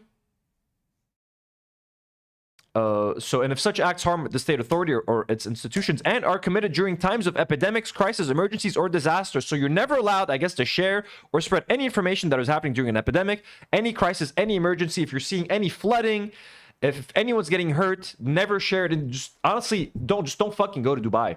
Like, these things make me like, what the fuck are you supposed to do in Dubai, bro, and not get like your hand chopped off? I'm sorry, man. Like, what the fuck? You can't even film something now. If you see something happening, like if you see like some kind of accident or someone just getting hurt and you're like, God, this is important to film. We need to film this. We need to document this. You're not allowed. You can go to fucking prison, dude, and spend 200,000. What's that in dollars?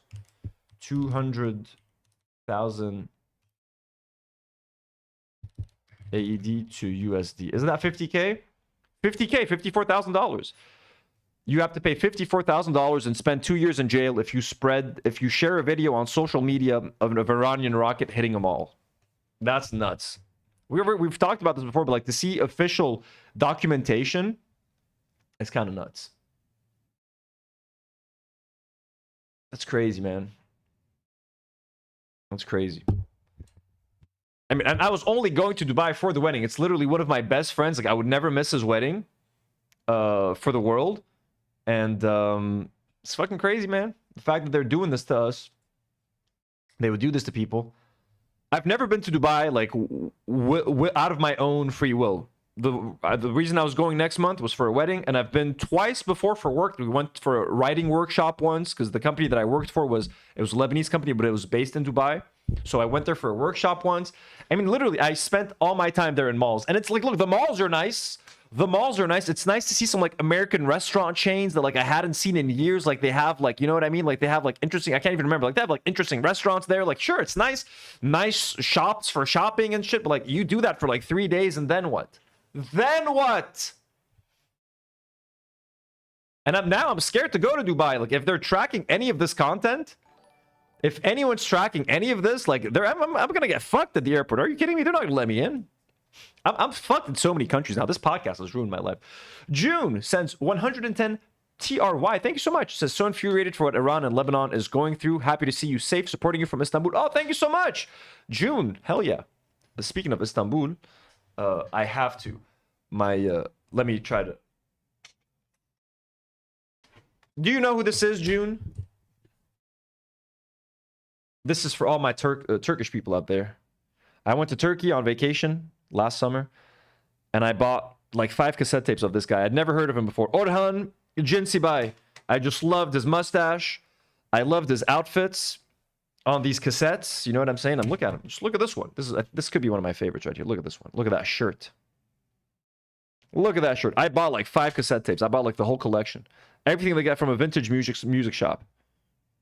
This man is Turkey for me.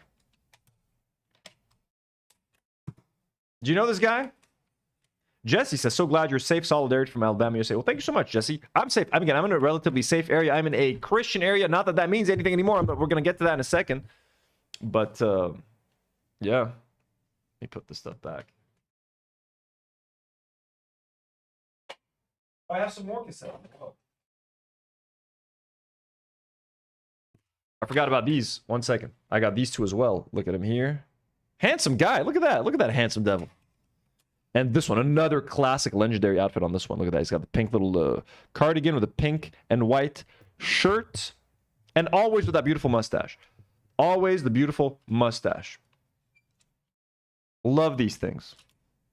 And I listened to him on Instagram, on Spotify.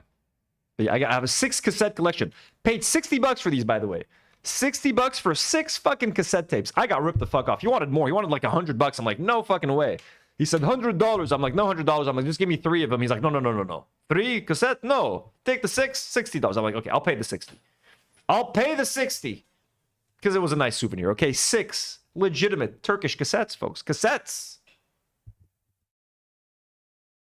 Sarah says, my mother and I, we were planning on going to Cyprus for a vacation. Hopefully you guys can go. I know, didn't Cyprus get a hit as well? Cyprus is nice. I hope you guys can go. It's not too safe to travel as a Lebanese person right now. Yeah, grandson, $10 a cassette. The guy got me. Aratne. So this is sad. This is a little bit sad. We talked about this already. Pets being abandoned in Dubai. All these rich people escaping, getting out of Dubai and abandoning their pets. Because if you want to travel with a pet, it's extra paperwork. You know what I'm saying? Like they have to like maybe get like the dog to get a blood test. You got to get like a permit for the dog to travel, whatever, a dog passport, whatever it is. These people are just trying to get the fuck out and abandoning their pets. Now there's one thing like, look, man, I would never abandon my pets. You know what I'm saying? Like it's crazy. When I was in the Beirut blast in 2020, August 4th, 2020, as soon as like we got hit and I was like bleeding and I was like discombobulated and disoriented, the first person I looked for was my cat Leo. I was like, okay, shit, where's Leo? And the only reason I got hit with glass and stuff was because I went, when we heard the first blast, before the glass broke and before there was the sonic boom, essentially in the wave, I saw Leo in the living room. I was like, shit, I had to go grab Leo. Whatever the fuck this is, like the house moved, the shook and everything. So I went to get my cat. I stepped out of the hallway and then I stepped into the living room where the glass shattered and everything. And then as soon as that happened, I went to look for my cat. You know what I'm saying? I went to look for my cat. I opened a can of tuna, I remember, because I couldn't find him in the house. So I opened a can of tuna, went downstairs. It was like a war zone. People were bleeding. Cars were flipped. Storefronts were completely destroyed and shattered. Glass everywhere. It was really fucked. And I'm out there looking like Leo with a can of tuna. I'm like, Leopold, where you at, boy? Like that kept me focused. That gave me purpose, like finding my cat. Can you imagine just abandoning your cat? Like just getting the fuck. Then I found him. He was safe and sound, hiding in a room. But like that's what you do. You don't abandon your pets, man. So Dominic says they spent years showing off their Dubai lifestyle. The moment it got dangerous, they abandoned the one thing that loved them unconditionally. After Iranian missile strikes hit the UAE in early March of 2026, thousands of expats rushed to leave Dubai, but as flights filled, a quieter crisis unfolded. Hundreds of pets were abandoned. Dogs were found tied to lampposts, left in empty apartments, or dumped near shelters already at capacity. Rescue volunteers reported being overwhelmed. One said she received 27 messages in a single day from owners asking her to take their animals. Vets were flooded with requests to euthanize pets whose owners couldn't or wouldn't take them. Look at this. Vets were flooded with requests to euthanize healthy, happy pets. They just wanted to kill them to not deal with the burden of like, how do we deal with these animals? These fucking pieces of shit, man. God, I fucking hate that place. No offense. Rescue groups like K9 Friends, Dubai, and War Paws called the situation heartbreaking, especially in one of the wealthiest cities on earth. The crisis drew sharp criticism toward influencers and expats who built entire brands around luxury Dubai living, but left their animals behind without a plan when things turned dangerous. Here's another picture of a sad little... Oh my god, look at the sad little doggo just abandoned there. That's so fucking sad. Habib Elbi. A little baby. Little baby, you little baby. You deserve a loving home, you sweet little baby. God damn, man. Here is a quote tweet. Meanwhile, the people of Gaza are running animal shelters out of the ruins. This is people in Gaza with literally nothing to eat. Nowhere to stay. Look at that. Whatever they can spare. Taking care of these adorable little babies. Look at these little kitties eating. These are the people of Palestine. These are the people of Gaza. That's what they do. That's what Arabs really do. Okay, real Arabs. Not like culturalist Arabs like Dubai. No offense again. Look at these little babies. This is I want to say trigger warning for this. This is a pretty shitty video to watch. We're gonna watch another. I'll dig up the video of the lady just to make you guys happier. This is shit. This is a video of someone who filmed like a cat on a balcony that was abandoned in Dubai, and she's like meowing. I think it's a cat, crying for days, no food, no water, left alone with his own feces. Okay, trigger warning, guys. Ming. Ming. So that seems like a kitty. It's a kitty. It's a kitty that's been trapped outside. The owners left. They completely abandoned him. Crying for days, no food, no water, left alone with his own feces. Someone break into that fucking apartment and rescue this fucking cat. Oh, I feel bad. Oh my god, what's happened? This lady sounds like sarcastic too. Oh. Ya habibi, a little baby. These fucking demons, bro. I would break into that fucking house and get that cat myself, man. I hope someone rescued you. I'm sure after this video was posted, I'm sure someone has gone in there and gotten him. Please, God. Ya Allah, little baby. Doesn't understand what the fuck is happening. Ya Allah, please. Okay, wait a second. Okay, this is from January 29, 2026. Doesn't make it much better. This is still an abandoned cat, but this is before the missile strikes. So here's a clarification. So has the kitty been saved now? Doesn't make it any better. Oh, look at that. Palestinians rescuing cats under the rubble. Ya Allah, ya Habibi.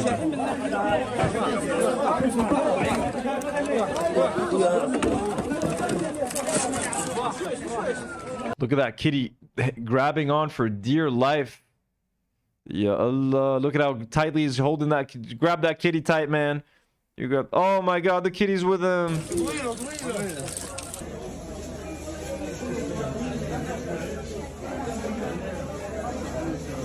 Oh my God. Oh, by the way, did I get did anyone share that the GoFundMe link?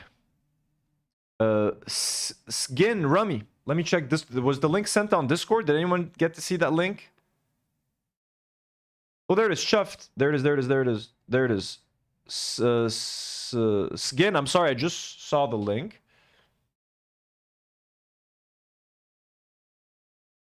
Let me pin it. Pinned on top of the guys. So Skim Rummy sent us a super chat asking us. The link is pinned on top of the live chat. This is a family in Gaza. Help a single mother in Gaza. They're trying to raise $10,000. Here's $300. They've raised $306 already. I'm raising money for my friend Abrar Al Najjar and her 3 young children, Yusuf, Tala, and Lana. Yusuf, Tala, and Lana, adorable little babies. Abrar and the children are living in Gaza. They have been internally displaced multiple times due to the ongoing violence. This campaign is intended to support their daily needs during this period of instability. Donations will go directly toward their food, shelter, and medical care. Any contribution provides immediate life-sustaining assistance for a family with no other resource to rely on. Let's go. If anyone can make a donation, we'll make sure to... Here, let me save this link. And we will share this again when I do my fundraiser, okay? Hopefully get some more eyeballs on it. Let me just save that on one of my documents where I won't lose it. Subathon ideas should do it here. This should be a good document, okay? So everyone, please, if you can spare anything, please consider donating.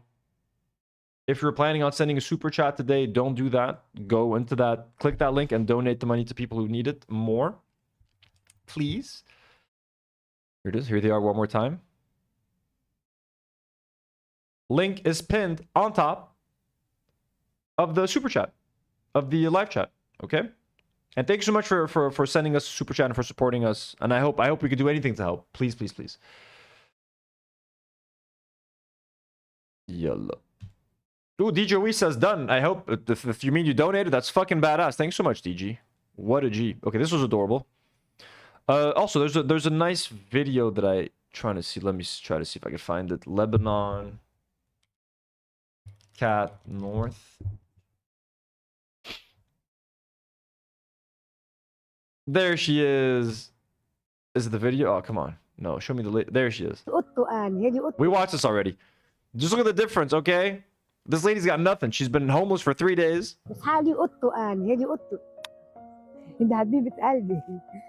هربت أول وحدة حطيتها أزلك بالسطل وجبتها معاها. She said the first thing she evacuated was her cat. The first thing she rescued. She grabbed the cat, stuck it in a bucket, and got her out. شو بدي أعمل؟ قلت حرام أتركها. بدي أخليها بالضيعة بلا أكل بلا شرب حرام. الله بيحاسبني عليها.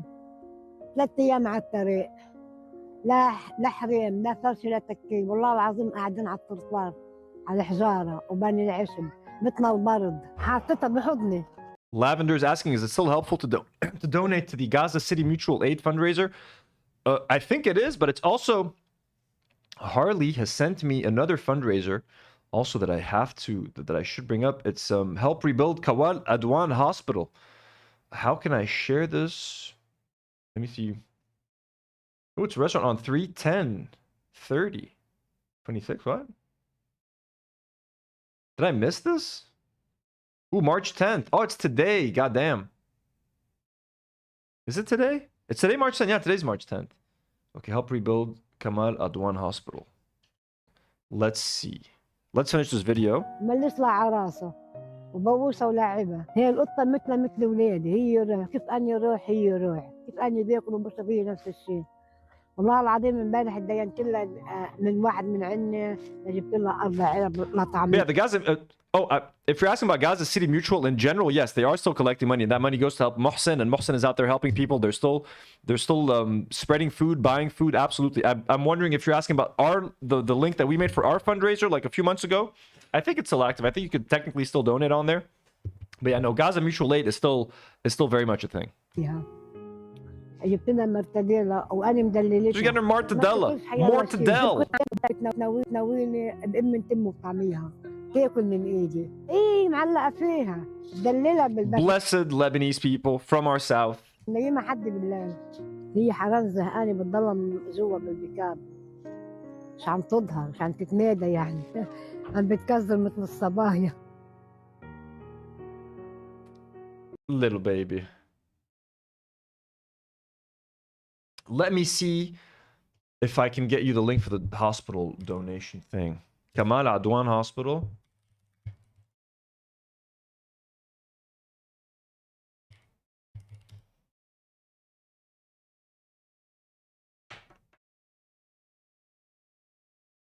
One day ago, Doctors Against Genocide.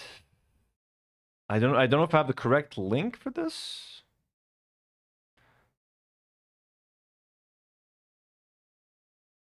Doctors Against Genocide and 4 others. Here's a link.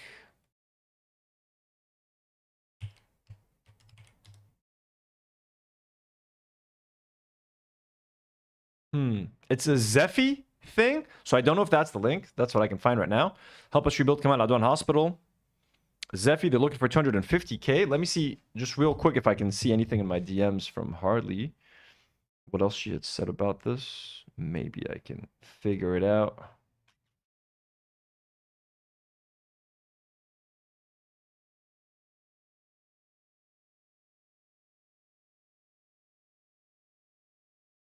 Here, I'm going to copy the link of this thing here. I'm going to send it to myself on WhatsApp. And then we'll be able to... Sorry, guys. I'm doing this live. We doing it live! So it's an Instagram post. I'm going to share that Instagram post with you guys, and hopefully you'll get more details on there. Boom. So this has information for like joining the actual lunch. Oh, it's in Falls Church, Virginia. That's crazy. I could have, if I was in the States, I would have been able to go there. And there's probably information there about maybe how to promote, how to donate other ways. Okay. And here's a donation link in case, but I don't know how trustworthy this is. You know what I mean? Zephy, help them rebuild. Look into that. Boom. Okay.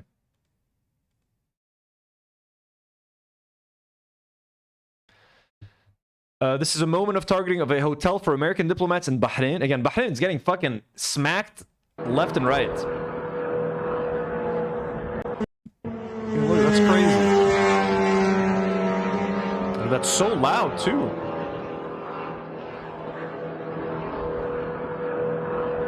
Damn, yo. That's crazy, man. Bahrain is like falling apart, dude. God damn, man. All these countries that were built on the backs of fucking slavery, literally, and on the backs of other Arab countries, and that signed deals with America and Israel to fuck over other Arab countries so that they could benefit. Yani, I'm not going to say it's justice. Here's a video from Bahrain. Actually, look, it's like the first country out of all these countries that is kind of like openly talking about this now. Look, they filmed they got like influencer B-roll for this damage to high-rise in Bahrain following an Iranian drone strike last night. بسيطا للحياة وملتقا للأهالي. The Zephy link isn't loading. يد الغدر. And I hear it's opening for me. I'm not sure how come it's not opening for you guys. Oh yeah, join our Discord, guys. Chris just sent the Discord link on in the live chat. Join our Discord. We have updates for all of that stuff as well. الإيرانية لتصيب المكان الذي اعتاد أن يحتضن. It's like AI for some reason, even though it's not, but it looks like AI. ضحكات الناس وأحاديثهم اليومية. ومع كل لحظة تمر تتعاظم مشاعر الحزن والأسى على ما خلفه هذا العدوان السافر من فاجعة إنسانية بعد أن أعلنت وزارة الداخلية وفاة امرأة بحرينية تبلغ من العمر 29 عاما إلى جانب تسجيل 8 إصابات جراء استهداف مبنى سكني في العاصمة المنامة. ورغم الألم الذي يتركه هذا العدوان الغادر في النفوس يبقى أبناء البحرين أكثر تماسكا وصلاة.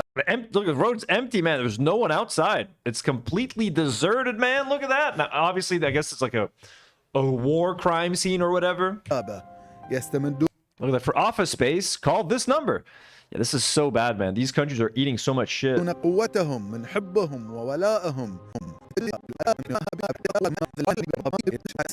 Oh no, a cell phone. This is the most Bahrain, like this is the most GCC thing ever. A fancy car keys, an iPhone, and earpods. The people had to abandon their fancy lunch, had to leave their dogs hanging and ran away while their dogs were still hanging around the pole. Chris says, well, I just noticed we reached 29.5. We've been stuck at 29.4. We've not been stuck at 29.4. We've been going down. Guys, remember, we hit 30K for like a day. And then the event that should not be named happened. And then we started losing subs. And we were about to hit 29.3, actually. We're on our way down to 29.3. And then it stopped. And now we're kind of going back up. But like 29.5 for now, Chris, for now. Anyways. Right, damn. And now, I don't know how accurate these are. But this is crazy.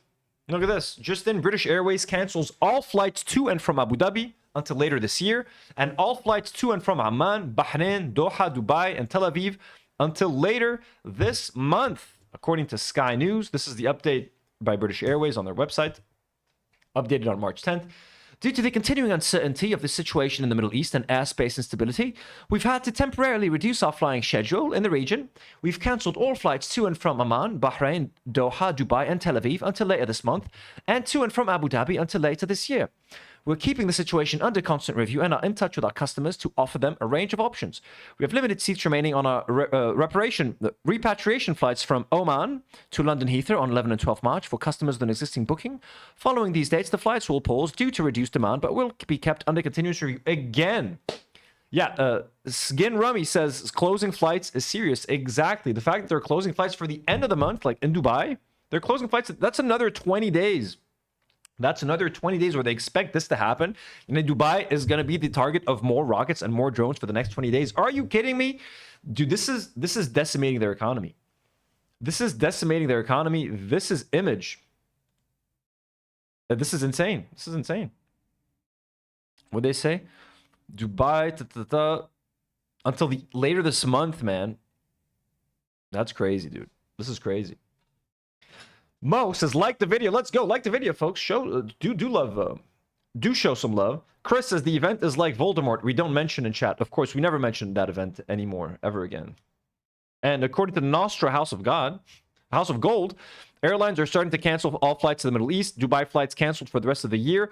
Buckle up. I mean, to me, it is shocking. I thought that they were gonna, I thought at least the powers that be in like the GCC would try to make some kind of deal, either with Trump, like, please get us out of this in whatever way, man. We don't want to be involved. Either they talk to the Iranians themselves, try to be like, hey, we got nothing to do with this, please, like something. They're just going to sit there and fucking eat it and take it for another fucking 20 days. That's crazy, dude. It's nuts. Now, moving on to the final part of our stream. We're going to be talking a little about Lebanon and what'd be happening over here. But we're going to start with a fun little update real quick. Dr. Food. You guys heard a teaser. We know where this is going. Why not two? Okay, let me close this one. Sorry, it's causing me some problems. Subathon ideas close. Save and close. Thank you. Okay. Yeah, opening up some links here. You guys, you want to look at my Rivendell set for a second?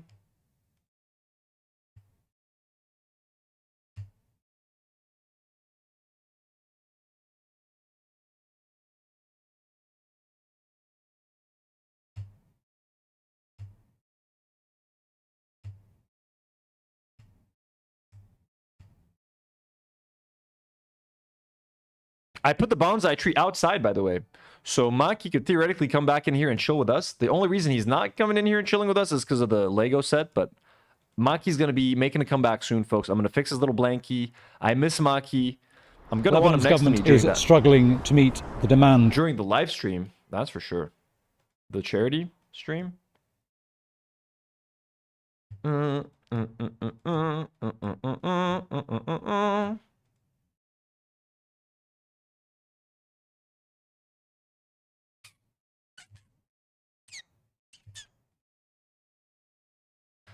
Yeah, almost done. How many more links? One more. Why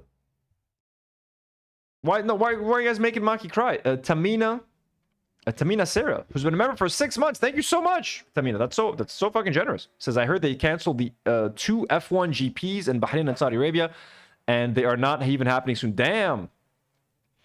Because the thing is, you have to cancel these things, I think, months in advance because they can't wait till the last second. So because people are booking flights, they're booking tickets. If there's any doubt that these things can happen, I guess they have to cancel. That's crazy. That's crazy. And thank you so much for being a member. Your mom, I'm sorry for your mom. I feel bad for your mom. Apologize to your mom on our behalf. You know, the Do Not Worry community does not want you guys to miss out on your Formula One. Okay. All right. Quick Lebanon updates before we get into what's happening. The war. What's happening with Dr. Food? Am I right? Haven't we missed him? Look at that. They have a new product. كلكم عم تسألوني شو صار بمنتوجات دكتور فود؟ هالمرة عملنا لكم بالذكاء الاصطناعي أطيب ويفر. Using AI. Okay, what's up with Lebanon and using AI to make food now? I've already tried the Sandwichinus AI sandwich, which was touted as the world's first AI sandwich, where they basically just asked ChatGPT, hey, how do we make a sandwich with these ingredients that taste really nice? So now Dr. Food and his wife Shuru are making AI wafers. What does that mean? What does that even mean? Wafer AI صار موجود اليوم بالسوق. Wafer AI. What does that mean?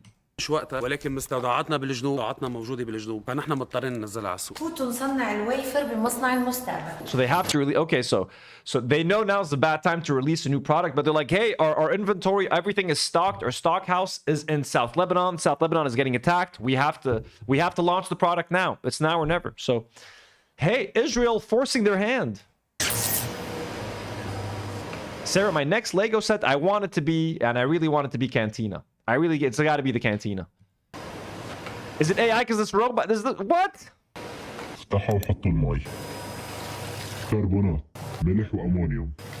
So are robots making these? And why is there, what's that company called? Boston Dynamics. Why is there a Boston Dynamics dog at a wafer factory?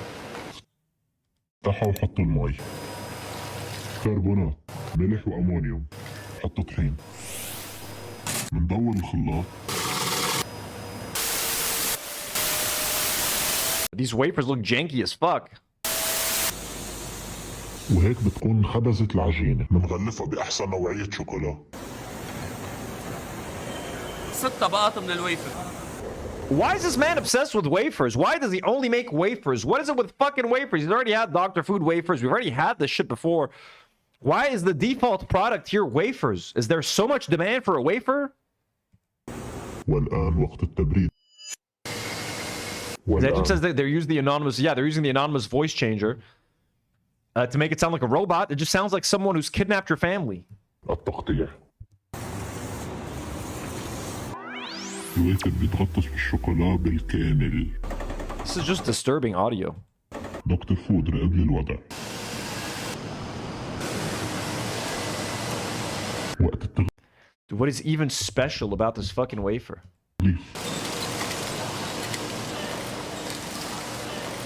وهيدا ويفر دوت اي اي. نعمل باحدث تقنيات الاي اي. والهدف منه اكثر انه يذكر اولادكم انه الاي اي هو مستقبل الجيل القادم. Hello future. Hello future. What? The goal of this wafer is to remind your kids that AI is the future. That's why you're making an AI wafer. Who told you we need this? دكتور فود راقب لي الوضع. وقت التغليف. Who cares about the packaging? نعمل بأحدث تقنيات الاي It was اي. made with the latest AI technology. How? What was the AI technology used in this? Please explain to me. And anyways, look, it's goal. Read the English. الهدف منه اكثر انه يذكر اولادكم انه Its goal is to let your kids remember that AI is the future generation. الاي اي هو مستقبل الجيل القادم. What a horrible lesson to teach us. Here, son, have this AI wafer. This is to teach you that AI is going to take your job in 10 years. You're not going to have a job. Oh my God, what is this? I mean, we're going to try this, obviously, for the podcast. I need to try this AI wafer. If I ate the AI sandwich, you bet your ass I'm trying an AI wafer. Sure. بكل علبة 10 حبة. But look at the branding, look at the packaging. This is so fucking whack. This is probably made on fucking AI. This is so stupid. Wafer.ai. And they don't even have, look, they don't even have the Dr. Food brand on there. It's the first time, I guess, the brand got tainted after the drug allegations. No one wants to be associated with Dr. Food anymore. Nobody wants to sell that shit. So look, they're hiding the fact that it's a Dr. Food product, which they never do normally. It's front and center. AI من شركة دكتور فود صار جاهز لكم كل الأسواق Oh, العربية. there's the logo. بالدول العربية تواصلوا معنا لتاخذوا الأوفر الحصري تبعهم. كلكم عم تسألوني شو صار بمنتوجات دكتور فود. This is June says this is so lazy. This is beyond lazy. This is like just fucking horrendous. What is this? Like, it's not even that memeable. You know what I mean? Like, this is just pathetic. Are they down that bad? Jeff the Dead has renewed their Do Not Worry membership. Let's fucking go, Jeff the Dead. Thank you so much for the support, for becoming a member, and for constantly supporting the channel. Okay, back to some serious news, folks. The death toll from Israeli attacks across Lebanon has risen sharply in the past weeks. March 9th, the death toll reached 486. On March 8th, the ministry reported 394 deaths, including 83 children and 42 women. So just one day after, it went up by another almost 100 people. 486. That was yesterday. As of today, I don't know what the deaths are. So yeah, by March 6th, it was 217. And one day extra at 294. One more day, up 100 people, and then up another 100 people. They're starting to kill us at a faster rate. They're starting to kill Lebanese people at a faster rate. By the way, here's a photo of Haytham al-Musawi, the chief photographer for Al Akhbar newspaper, was wounded by shrapnel while covering the Israeli attack on Beirut's southern suburb today. Graphic image ahead. Here he is, hurt by shrapnel. You can see his bloody leg, bloody knee. Fucked up. There's nowhere safe here. And he's a journalist. He's a photographer. As of today's massacres committed by the Israeli army in Lebanon, the number of people killed from dawn until now is between 72 and 74. By the way, just one sec, folks. I'm going to get myself a quick spoonful of honey. This primo honey. Delicious honey. Oh, God. Natural stuff.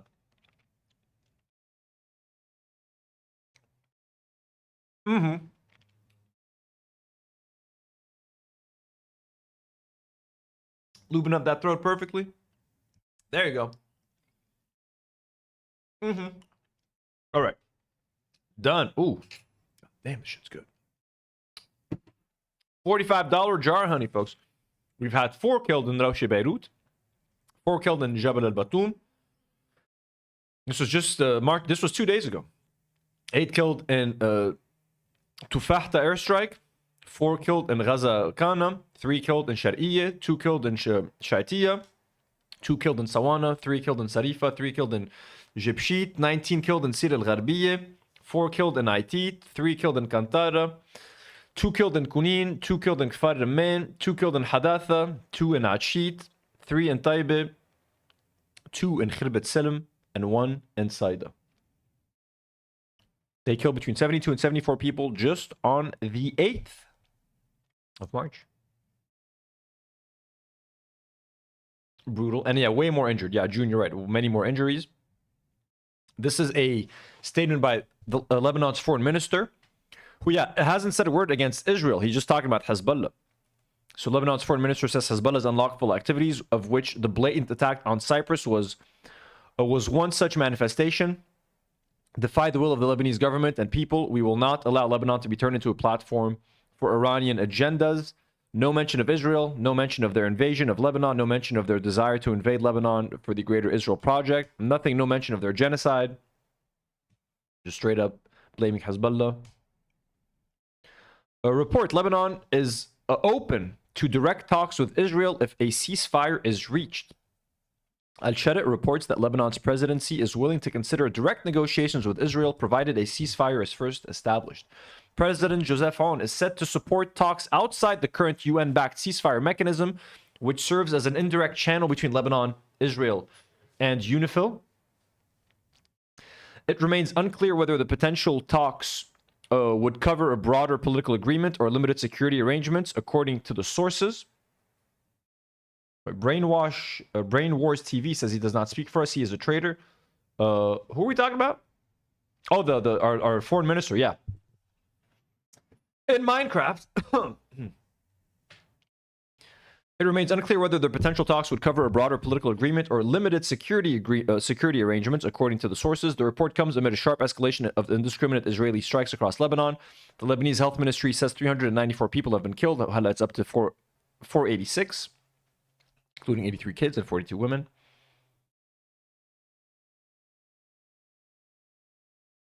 Our Prime Minister, Nawaf Salam, says he's ready to make peace with Israel on one condition and one condition only, which I like. This is kind of a based statement.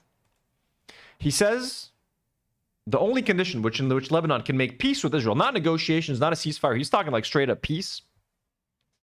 So Prime Minister Nawaf Salam says he's ready to make peace with Israel on one condition of a Palestinian state in the West Bank and Gaza, with Jerusalem as its capital and the right of return for 5 million Palestinians to 1948 Israel. No country has paid a heavier Palestinian tax than Lebanon, but apparently they're willing to keep paying it indefinitely. Yeah, so I mean, Carlos believes that because Carlos doesn't believe that Israel is ever going to give Palestinians an independent state. They never believe that they're going to liberate the West Bank and Gaza and give the right of return to Palestinians to come back to Israel, because in their head, Zionists, Israelis believe that if Arabs outnumber Jews in Israel, then they're going to murder all the Jews and kick them out and take over the land again. That's what people like Ethan Klein and Ela Klein believe. Liberal Zionists, that's what they think. So this is never going to happen. And that's the quagmire that we find ourselves in. How do you strive for peace? How do you make peace with a country that is a belligerent, invading, murderous, genocidal force? How do you have peace with a country like that? No one in Lebanon wants peace with Israel. At least I don't want peace with Israel, as long as they're a genocidal, murderous fucking country. That they're always going to be that. So how are we ever going to have peace? I don't know. It seems like such an unrealistic prospect to have peace with Israel. It's crazy. I don't know who this guy is, but he's from InfoWars. Like, InfoWars has a pretty base take about Lebanon. Let's see. What's this guy's name? Harrison Smith. He's got a cross in his name. Let's see. Lebanon didn't do anything to anybody, all right? Lebanon hasn't hurt anybody. The only thing you could possibly say about Lebanon is that internally they have a militia movement. It's not the Lebanese government. It's not Lebanon as a people. There is a militia inside Lebanon called Hezbollah that does not allow Israel to take over Lebanon. And that's their purpose, and that's what they do, and that's what they've always done. What is the justification? I mean, any of the justifications, I don't think they're valid, but any of the ones that are applied to Iran, they certainly don't apply to Lebanon. What Israel did to Gaza wasn't, a valid response to October 7th, but at least there was October 7th. At least there was some sort of inciting incident. What is the inciting incident with Lebanon? They just exist.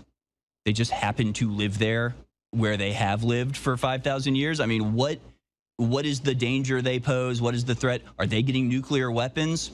Do they have a ballistic missile program that we have to defend against? We don't got shit, motherfuckers. We got nothing. Did they storm into Israel and kill 1,000 people and take 100 hostages? No.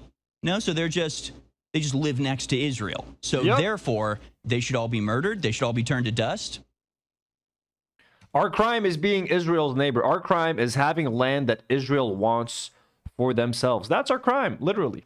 You think Hezbollah is in like an actual existential threat to Israel on their own? They're not. Hezbollah is just a little militia. You know, they got more powerful with time, but they're just there to protect our border for the most part. You know what I'm saying? They made the bad decision of being born where Israel wants to be, so now they have to suffer the consequences from it. Here is opposition leader of Israel, Yair Lapid, talking about what they should do to innocent neighbor Lebanon. Let's watch. He says, regarding Lebanon, I'll even go a little farther than what Ram said. And if I'm not mistaken, this is the fucker that's like running against Netanyahu as the more liberal option. I think that in the end, we'll have no choice but to try to create some kind of sterile zone in southern Lebanon. Not huge, but something a little like the yellow line in Gaza. That is an area in which there are no Lebanese villages, but is completely clean territory between the last Lebanese and the first Israeli settlement. So that's what they're trying to do. Oh, one second. Demi's here.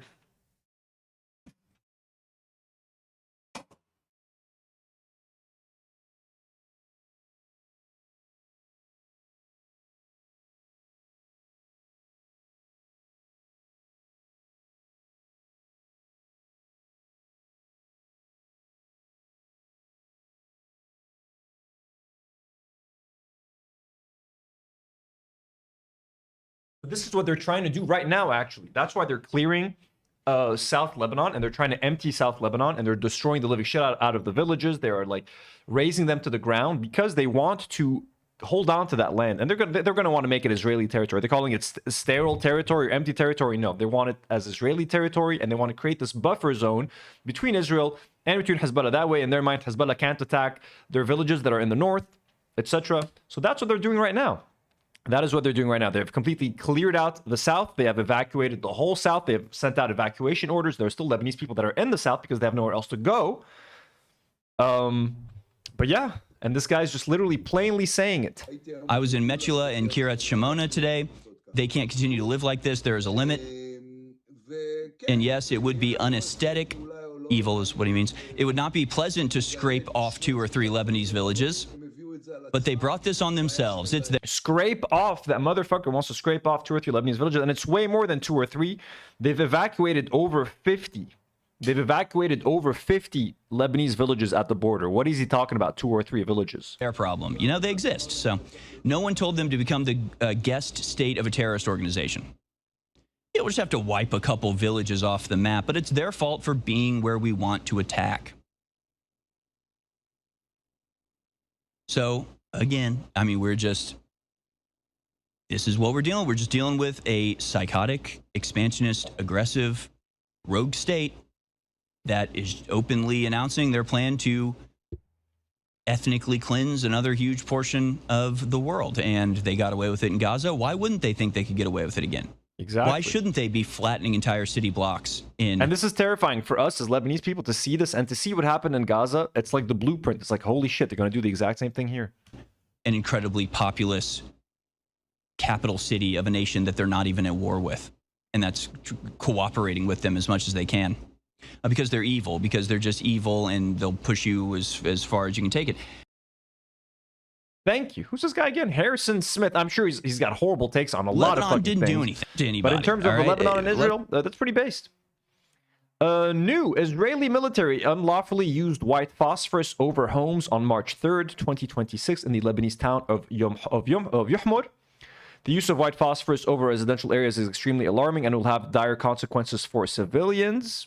So here's a photo. Here's a slightly clearer photo of their use of white phosphorus in a Lebanese village. Israelis always routinely use white phosphorus in Gaza. It destroys the land. It destroys the soil. It makes the soil unusable. Here they are using it in civilian neighborhoods, in a fucking village, over houses. Okay, let's read what white phosphorus does to a human. Let's see. What does white phosphorus do to the human body? According to the World Health Organization, key facts. White phosphorus is a chemical, waxy, solid substance. You know what? Let's watch a video. Why am I reading? I'm always reading and fucking taking spoonfuls of honey.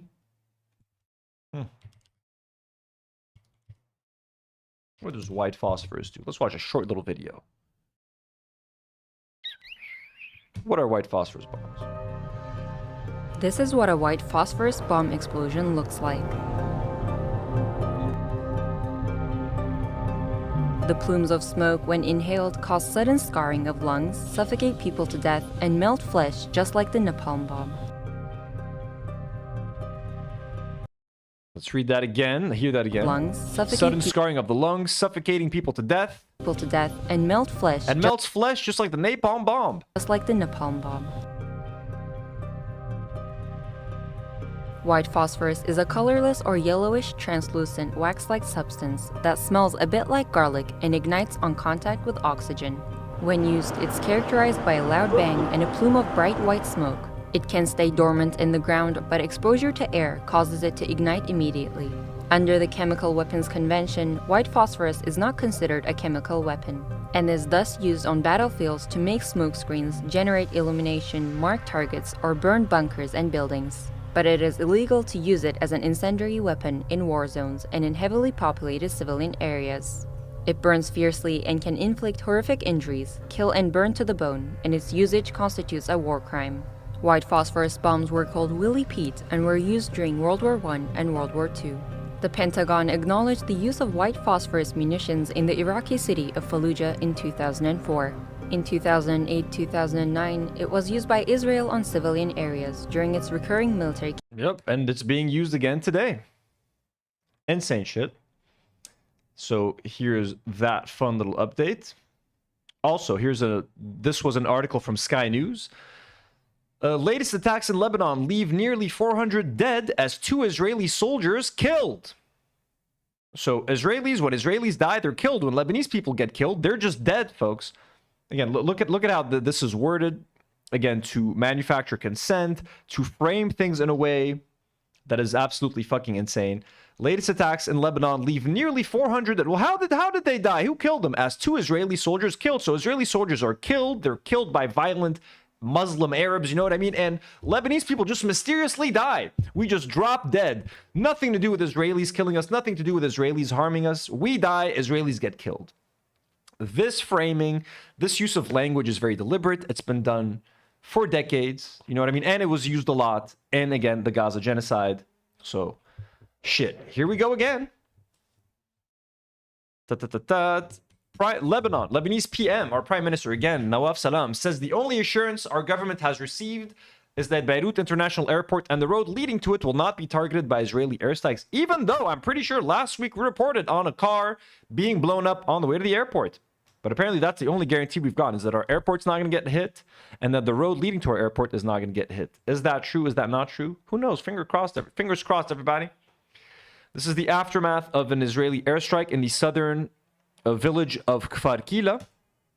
This is what they're doing. They're making these places. Look at this. These are all houses. These are all traditional Lebanese houses that are in a village that people live in, made of stone, with a orange, or little orange roof. Ooh, thanks so much. Where's the honey? Right here. The fancy honey is here. I'm gonna put some in tea. Tea? No, this honey is not for tea, baby. This is the primo honey. Sugar and tea? Sugar and tea, yeah, use this for the tea. This is the fine honey, baby. Sugar, put it sugar, yeah. This is the primo honey, baby. None of that honey goes in a teacup, folks. A waste of honey. So look at this village, completely destroyed, completely razed to the ground. All Lebanese villages are like this right now in the south. Jesus Christ, look at this. Yeah, they're planning on taking the south. That's their plan. They want to make it unlivable. They don't want Hezbollah. They don't want Hezbollah to come back. They don't want anyone who lives in the south to come back. They just want to claim this land. Jesus fuck. It's crazy, man.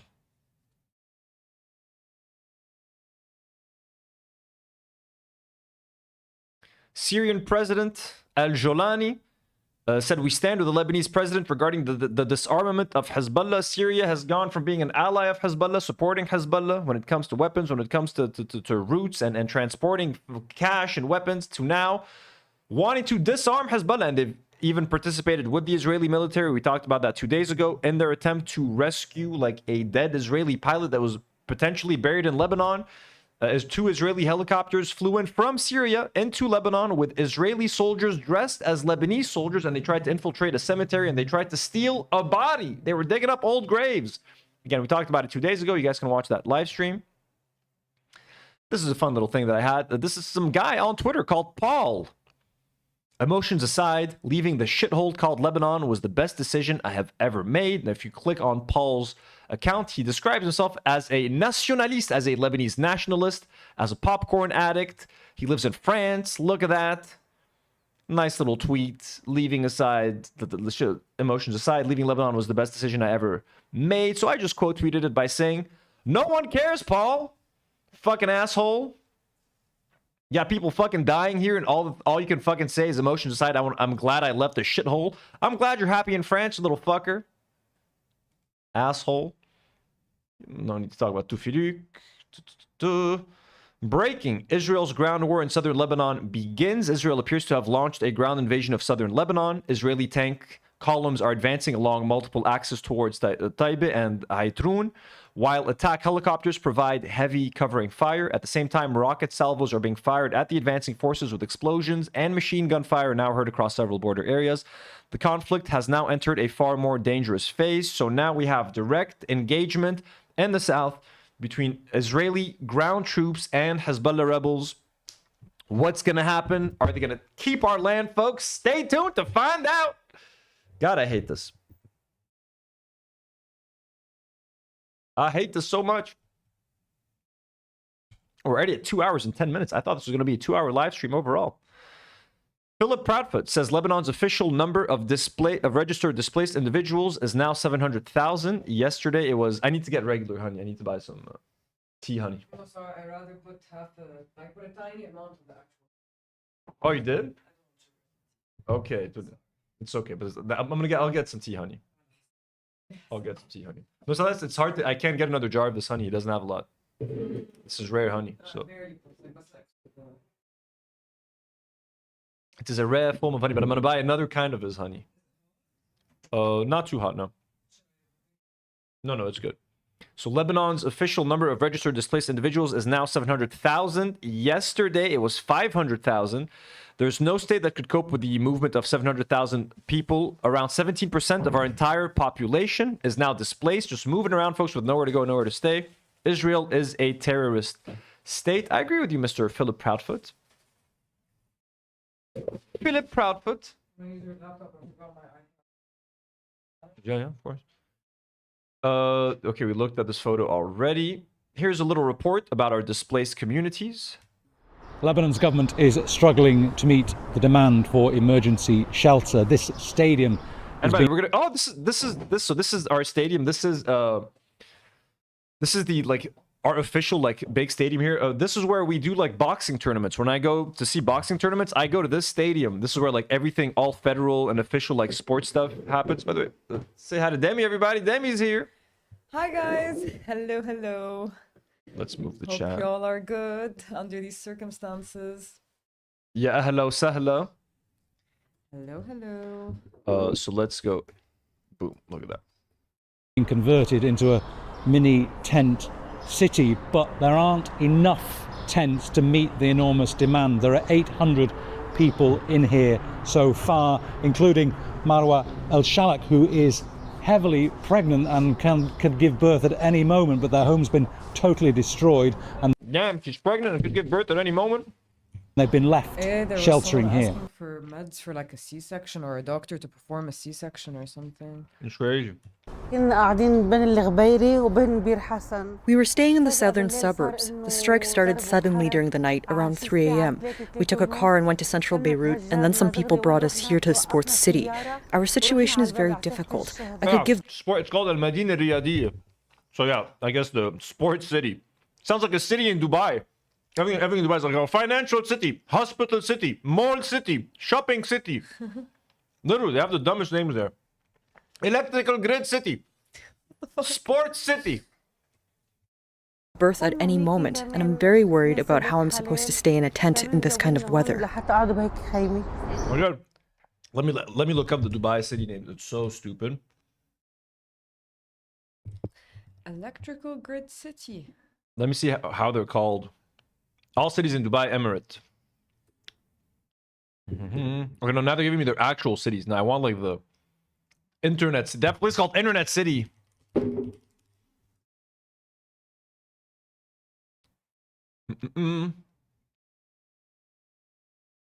God, I can't find that fucking list. Yeah, like they have Internet City and like shit like that. Tourism City.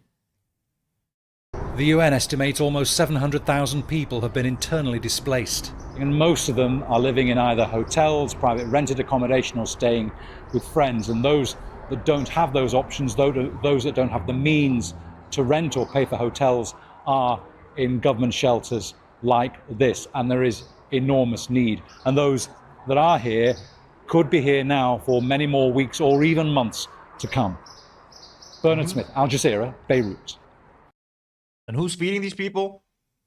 Who's paying for their food? That's why everybody please tune in on Sunday and Monday when we're going to be doing the fundraiser. We're going to be working directly with Nation Station, who is working to feed these people. And now don't forget, it's Ramadan, so there's suhoor, there's iftar. These people aren't getting any food. So that's what we're going to be working on primarily, is just feeding these people right now. Just getting them something to eat. Daily meals, 2 meals a day. Let's go. Help us make a difference in these people's lives. Or go volunteer if you can't financially donate. Yeah, if you live in Donate your Lebanon, time. if you live in Lebanon, definitely go to donate. Here's a picture of a Lebanese child sleeping on Beirut's Corniche. He's one of 700,000 registered displaced individuals. And yeah, these are 700,000 registered. There's got to be hundreds of thousands more that are not registered yet. Definitely. So estimates are around 1 million to 1.2 million displaced individuals in Lebanon. Israel is scaling up its illegal invasion. Displacement will increase, and no state, no matter its wealth, could cope with such massive displacement. Yeah, again, this is 700,000 to 1 million displaced out of a population of 6 million. That means 1/6 of our entire population is now displaced. 1/6. Imagine America is what, 350 million? What's 1/6 of 150 million? Of 350 million? You know what I mean? Like fucking 50 million or something? That's insane. Imagine having 50 million people all of a sudden homeless overnight. Where do they go? And America's a rich country with a very rich government that has a lot of funding to care for these people. The Lebanese government's got nothing. And if they do have money, they stick it in their pockets. So look at this kid. So our aid, your aid will go to directly help people like this. Your aid is going to go to feed this little girl. Okay, so these are displaced civilians sleeping in a makeshift waterfront camp in Beirut, Lebanon, after fleeing Israeli bombardment in the city's southern suburbs. By the way, the weather was fucking freezing yesterday. I cannot imagine what these people are going through in this fucking weather. Spring and summer cannot come soon enough. It was freezing yesterday. Fucking freezing. Honestly, so it's a miracle people are being able to even survive these conditions Look in at a these holy kids. month, in a literal holy month. Yani, this is it's funny, by the way, because it's like usually the poorest people that are the most religious and the most like dedicated to their religion. It's like the least people that deserve this halla right now. They've dedicated so much. It's so fucked up. Like their only chance at his body heat. Like look at that. The kid's wrapped up in some blankies. This kid's close to his mom. And they're next to the ocean, so it's They even are colder. saying, by the way, I'm seeing a lot of stories, guys. They're saying what's there's a lot of shortage of is like children's clothes for people between like 6 to 12 years old. Like the children are freezing. They need clothes. So if anyone has like old clothes that you can give away for a child in need, it's the right time to clean your closets out now. Before the spring. Haram, these kids, man. These fucking kids and the parents. What's going through your mind as a parent? Like, do you feel like you failed your kids? Like, it's not in their hands. It's not in your hands right now. You live in an area that is being threatened by a belligerent, violent, genocidal state. So what do these parents feel like? We failed our kids. Our kids shouldn't be here. I can only imagine, like, as difficult as this is for the kids, obviously it's horrible for them. What are the parents feeling? The guilt that they're feeling right now, the sense that they can't care for their family, they can't care for their kids, they can't guarantee their safety. They're at the mercy of a broke Lebanese government, of an even more broke Lebanese population that can't even afford to help them, even if they could, or if they wanted to. Yeah. There's a lot of people that don't want to help right now as well. Look at all these like tents, just makeshift tents all across, on sidewalks, You know? It's the best people can do. I imagine right now that like tents are like probably fucking sold out in all sports stores. If you go to like an outdoor store, I can imagine like it's probably impossible to find a tent right now in Lebanon because everyone's buying them up. Look at this. This is crazy. This is a video. This is a person from South Lebanon who shared this TikTok after trying to rent a home and like finding the prices being enormous. So they're like, these are our homes. What this says is, these are what our homes look like in South Lebanon. You see these nice, beautiful like villas and beautiful mansions. And then these are the kind of apartments that people are trying to rent. So this person is asking for $2,000 a month for this apartment that looks like this. The wall. This place looks fucked. So this look at this bed. Like this is I'm not here to shit on anyone's house. People, if this person. No, it's just price for value. Yeah. If someone can't afford a better house, God bless them. You know what I mean? Also, this is not the time to be capitalizing off of people's misery and like a nationwide So this person's trying to capitalize and take advantage of these people's desperation. Like they need a place to stay. So they're charging $2,000 for this shithole. For this shithole that should be no more than $200 a month. This is $2,000 a month for this horribly maintained apartment. So they're seeing that there's a need. They're seeing that there's desperation. And instead of helping, now look, to be fair, a lot of Lebanese people are helping. They are opening their doors, etc. But there's a lot that are not. And it's important to keep that in mind. Yeah, like all landlords need to make money also. Like we understand that. But there is like a livable wage. And then there's like you're exploiting people. This is insane. $2,000 for this. This is criminal.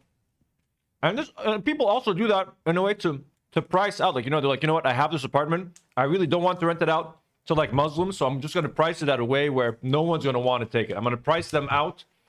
And essentially, hey. Crazy. So this shows you the dark side of when these things happen. You know, I always like to highlight Lebanese people's hospitality. We're great at that. But there's also a dark side. And this is it. Yeah, they want 4 months in advance as well. $2,000 a month. And they want 4 months in advance. So you have to pay them $8,000 to set foot in this shithole. Again, no offense. No offense. Everybody, you live your means. You know what I mean? Like, no, you don't have to live in a fucking mansion. That's $2,000 for this? No. No. Unacceptable. Okay, and this is let's get to the main topic. This was in the thumbnail. Israel just killed a priest. Oh, Lebanon was talking about that today. And Kalaya. Lebanon killed this priest. Several others were injured. Okay, let me get some information on this priest. So the priest is named as Pierre Al-Rai, which again, shepherd. Peter, the shepherd. So what an ironic name, not an ironic name, but like what a symbolic name for a priest. And again, by the way, just the fact that I'm bringing this up, this priest's death is no more important than any Muslim's death. It's no more important or no more significant than any imam's death or anything like that. A lot of people are pointing out like, look, they killed a priest, so now we need to care. It's like, no, every death is valid. Every child that has been killed by Israel, every woman, every man, no life is worth another life, is worth more than another life. So me bringing attention to this doesn't mean anything. I'm bringing attention to this story is to tell people no one is safe. If you think you're safe because you're Christian or because you live in a lot of people are making these comments, and honestly it's super racist and it's very like naive. Even us, like sometimes people ask us, like, are you safe? Are you guys okay? What I'll say is like, I'm in a relative, and I'll always use quotation. I'm like, I'm in a relatively safe area because with Israel, no one is safe. But Christians that live in Christian areas, we do think we're like, look, or at least we're more safe. Like we're not in the Shia heavily. No, for now. For now, you know what I mean? We don't know what the future holds. We don't know what their greater agenda is. This priest being killed is a wake-up call for every Lebanese Christian that thinks that their Christianity or that their religion is some kind of shield against Israel's and America's aggression. It is not. They don't care. They will kill you. They don't care about your religion, because anyone who thinks that this is a Jewish versus Islam war, again, it has never been about that. It's literally Zionism, expansion, stealing land, colonialism. This is not a religious war. It has nothing to do with religion. Israel doesn't give a fuck who they're killing. They're just killing Arabs. They're killing Arabs that are on land that they think belongs to them. So whether you're Christian, whether you're a Buddhist, whether you're Muslim, it doesn't matter. It doesn't matter. But there is religion tied into it. You can't completely cut off the fact that this is not about religion. It's about religion in terms of like Jewish people think that it's their promised land, but they're not Exactly. killing. So you do not see actually any other ethnicity like right now in the world that's like bombing someone else and like for something that is biblical in a sense. Everyone else, their own wars, it's about like money, oil, I don't fucking know, land, power. But it's a very spiritual war. But that's the problem with Zionism. It's conflating because most Jews normally, this has nothing to do with Judaism, but Zionism and Israel has branded itself as we're doing this for Jews. This is a Jewish. It's like, no, this is Zionists. You guys are the fucking freaks. Yeah, true, there are but millions of Jews around the world that are completely horrified by this and would want nothing but Palestinian liberation. So, but that's how they're branding it, and by doing that, they're associating every single Jew with Israel, whether they want to be or not, and every action committed by Israel is now reflected on Jewish people indirectly, because Israel is like, we're doing this for Jews. We're protecting the Jews. The security of Israel means the security of all Jews, and they fucked themselves. They fucked everyone, including us. This is crazy. Here's a picture of the priest, Pierre Al-Rai, with the president. He actually met the president. Someone said something really sad in the chat. They said, "We know it's horrible because it was a double tap. He went to try to help the villagers whose house was hit. Then the tank fired again." Yes, I think I'm going to try to get to some of that detail. Literally trying to help someone as he died. That's crazy, man. So here he is sitting with the president. Went out a hero. South Lebanon. Attacks on his Christian community is not new, as Israelis attacked churches in last wars in many southern towns. In this photo, the martyr priest was meeting with the Lebanese president some months ago. This man was known enough to be not Hezbollah. Still, he was killed by an airstrike on his village. Israel is not attacking Shia only; it is aiming to evacuate the entire south of Lebanon. Exactly, they don't care if you're Christian, if you're a southern village, if you're in their way. They want to take over the whole south. They want to create that buffer zone that they've been dreaming of for years. Yep. So here is some footage of him a few days ago, the priest, in his village, welcoming the Lebanese government's recent decision declaring that any military or security activity outside of the authority is illegal. So he's not a fan of Hezbollah. He's not a fan of the resistance. He's like, look, let the military handle this. Let the army handle this. We don't want any weapons other than the military. And there's a lot of Lebanese people that share his sentiment. And I don't think the Lebanese military is in a position to defend us against Israel. They don't have the equipment, they don't have the experience, and the Lebanese government does not want to engage against Israelis. They literally ordered the Lebanese army to evacuate southern villages when they knew that the Israelis wanted to enter them. So, but he just doesn't want violence. He's trying to be like, look, we're a peace-loving village. We don't want any violence. We support the government. We support the army. He's saying what he thinks is going to lead to peace. شغلتين كثير بسيطة. نحن بدنا نشكر الحكومة على قراراتها الجريئة الأخيرة اللي اعتبرت إنه كل عمل خارج عمل أمني أو عسكري خارج الدولة هو مخالف للقانون. Choosing any kind of military action outside of the government's authority, I consider that illegal, and everyone in this town, we consider it illegal. الشيء اللي بيعطينا نحن الزخم إنه حقيقة نكون عم ندافع عن أراضينا. ومثل ما قالوا الاباء نحن بس ندافع عن اراضينا بندافع مسالمين، ما حدا منا بيحمل ولا سلاح، نحن مش حاملين غير سلاح السلام والخير والمحبه والصلاه طبعا اكيد. الصلاه مثل ما شفتوا كل الكنائس مجتمعه، كل الاديان مجتمعه، كل الاديان السماويه ما بتدعي الا للسلام. كرمال هيك تنحافظ حقيقه انه نكون عم نثبت هون بارضنا. اليوم هالمنطقه هي منطقه خطره، يعني منا مركز إيواء، ما فيها أبدا أبدا أبدا. الله يعطيكم القوة والعافية. So I think he's telling people like this place is not safe. He's telling people like don't use this church as a shelter because it's not safe. It's like this area is dangerous, meaning we don't have a shelter. Like not even can you believe that? Like even a church is not safe from Israeli aggression, from Israeli and American bombardments. People hiding in a church, led by their priest and their shepherd. Here's a video of him from a few weeks ago, I believe, or maybe a few months ago, ringing the bell in his church. It's a very traditional thing here in Lebanon. In churches, we have these big bells, and people like take turns at like ringing the bell. It's a fun thing. You got a big rope.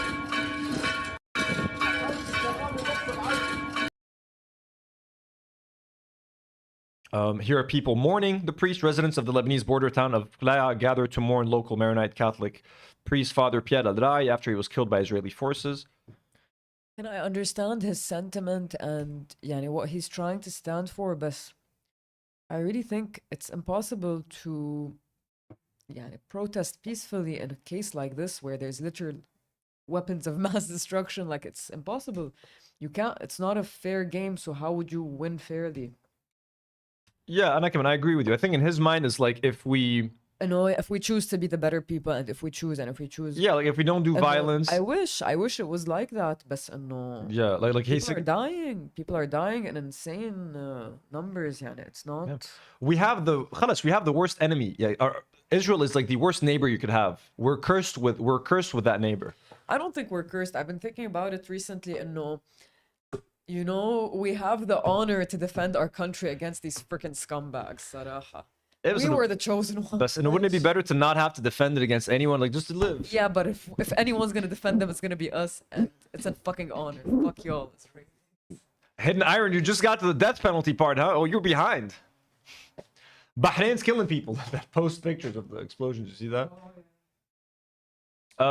Right wing. This is a funny post from. Okay, first let me try to get that information, like how he died. A Lebanese priest double tap. I want to try to get the information of how he died. R.I.P. by the way. Rest in peace. Double tap. Ooh, poor Pope Leo mourned our priest. Irene the Dream with the "it's good versus evil." You got it, girl. That's literally what it is. Spiritual warfare. They're hacking our bodies. They're hacking our minds. And bombing us, obviously, but no. Resistance is mental also. That's a nice picture. I'm guessing maybe it's AI or something, but... when we defend our land, we defend it peacefully, and we carry only the weapons of peace, goodness, love, and prayer. Father Pierre Al-Rai, a Maronite priest in the Christian village, said that the community gathering days before an Israeli Merkava tank killed him. The sequence on Monday afternoon was brutal in its simplicity. 2 artillery shells struck the same residential home on the outskirts of Klaya. The first wounded a homeowner and his wife. Father Pierre rushed to the scene alongside Red Cross paramedics and neighbors. The second shell hit while they were tending to the injured. Father Pierre sustained critical wounds and died shortly after. The Vatican responded with the usual speed. So this man rushed in to help people that were hit by a tank shell. He and Red Cross volunteers went in there. So these Israelis, these motherfucking devils, shot at a priest and paramedics, by the way. Hey, they don't have fucking empathy for anyone. They shot at a priest and paramedics. Yani, again, they don't give a shit about right or wrong. World's most moral army, world's most moral... My ass, yani. I'm sorry. There's literally footage. Remember the footage of them in Gaza? There were first responders in a building. They were trying to get people out of a building. They're on camera, and then they bombed that building and blew it up on camera. How can you justify that these people actually believe in their religion, whatever they claim their religion is? 6'7". Now I get it. Now I get when I said 6'7" Hidden Iron. Makuki no. Makukas. Insane, man. Let's see what Pope Leo had to say. Who was here in Lebanon just not too long ago, folks. Pope Leo came and visited us. The priest extraordinaire. One sec. Makuku. Baby cookie. Baby cookie. He wants to get pet. He wants to be involved.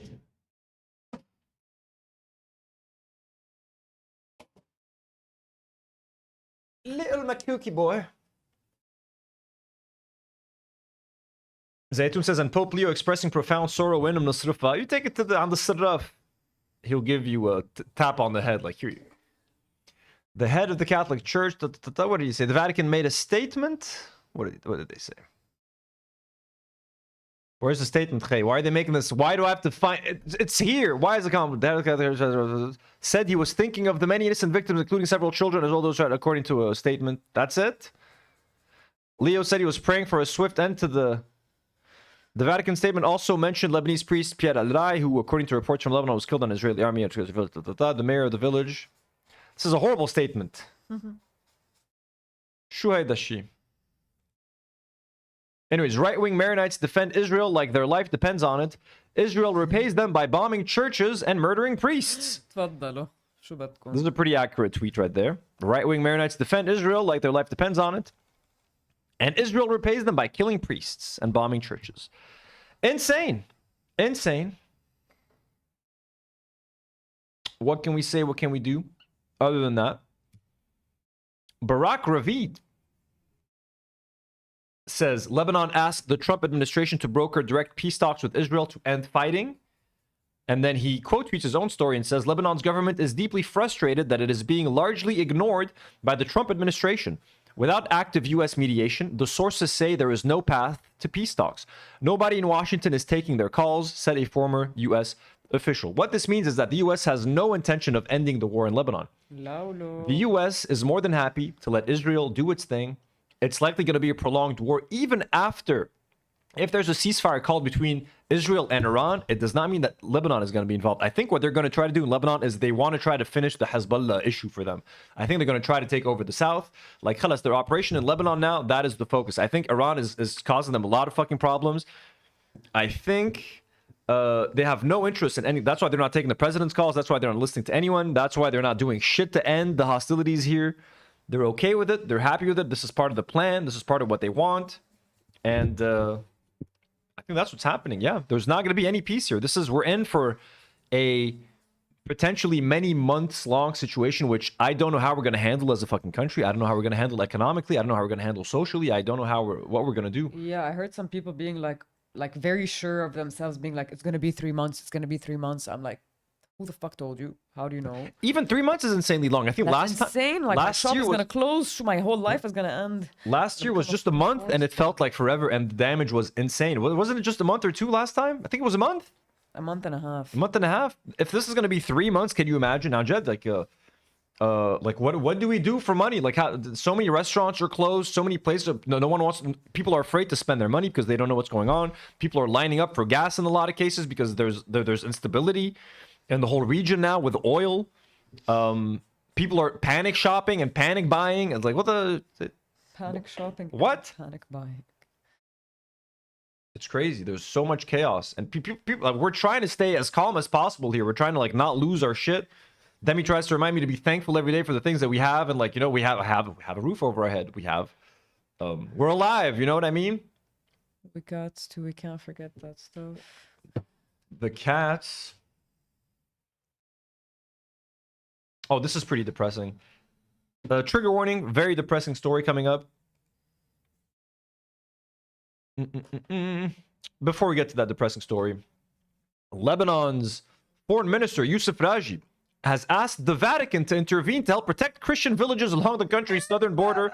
Motherfucker, a priest was killed. Bro, they don't care. What's the Pope gonna do? They never cared. They don't care. When the first war happened, they didn't care, and it just shows you that there's no actual authority in religious states. It's just they're just there to stamp approval of what the state already chooses. But like the religious institution has no moral control over people. This is very wrong in society. Yani, when the governments are choosing how morality and your values are, then it's just coming from a corrupt place. So I love how you just asking, please protect the Christians. No, please protect the Christians. Everyone else, fuck them. Forget the Muslims. Us Christians, please. Pope, Vatican, like just there's a few villages that are like Christian. Take care of those. The rest, they can go. They can, the buffer zone. That's fine. We're okay with that. But the Christians, please save the Christians. Like, dude, ask to protect everyone. Be like, hey, Vatican, can you protect Lebanon? Can you ask Israel to stop? They're not going to do anything, but at least don't sound as fucked up when you ask for it. But what about the Christians? Fuck the Muslims, just the Christians. Help the Christians. Oh my God, man! Like, what are we doing, dude? What are we doing, man? Where has humanity gone? Telling you, this is why we need your help, guys, in terms of like raising funds to feed people. Like, you see our government? Our government's like, yeah, forget them. Help the Christians. It's like, can we Can we help feed everyone? No, just the Christians. We want to only feed Christians. We only want to house Christians. We only want to save the Christians. Like, bro, come on. So, the people have to stand together, folks, because our government's not doing shit. Because the government's only looking out for themselves. They've created basically like an elite thing for them, and the working class. I watched a really nice video today how it was basically breaking down how there is no such thing as the middle class, and it's literally just the ruling class versus the working class, and we should all mobilize, and we are literally all being like, it's like, oh, the guy that makes 60,000 a year thinks he's better than the guy that makes 30,000 a year, but we're all working to like basically for pennies to own property that's gonna be so hard to buy. Like it's bullshit. This is a Lindsey Graham, that fucker, quote tweets Barak Ravid, who said Lebanese Army Commander General Rodolphe Haikal has resisted the government's push, refusing to deploy troops against Hezbollah while active fighting continues, the sources said. His stance has fueled tensions with Salam and drawn pressure from both the US and on to fire him. Well, I mean, to be honest with you guys, the general knows what the fuck he's talking about. Why? First of all, as Hezbollah, as our resistance force is defending Lebanon from an invasion of our south, why would the army want to engage with them and stop them? And two, the Lebanese army cannot do anything to stop Hezbollah. I don't know how to say this again. Hezbollah is way more powerful, way more trained. They have way better equipment, way better technology than the Lebanese army. If the Lebanese army tries to take Hezbollah's weapons from them, they will get their asses whooped. I'm not saying that to be disrespectful to our Lebanese military, who we respect, especially because our Lebanese military is pretty righteous. When the Lebanese military is called into action, most of the time it's to defend the country of Lebanon or to beat up protesters from time to time. We'll forgive them on that one for now.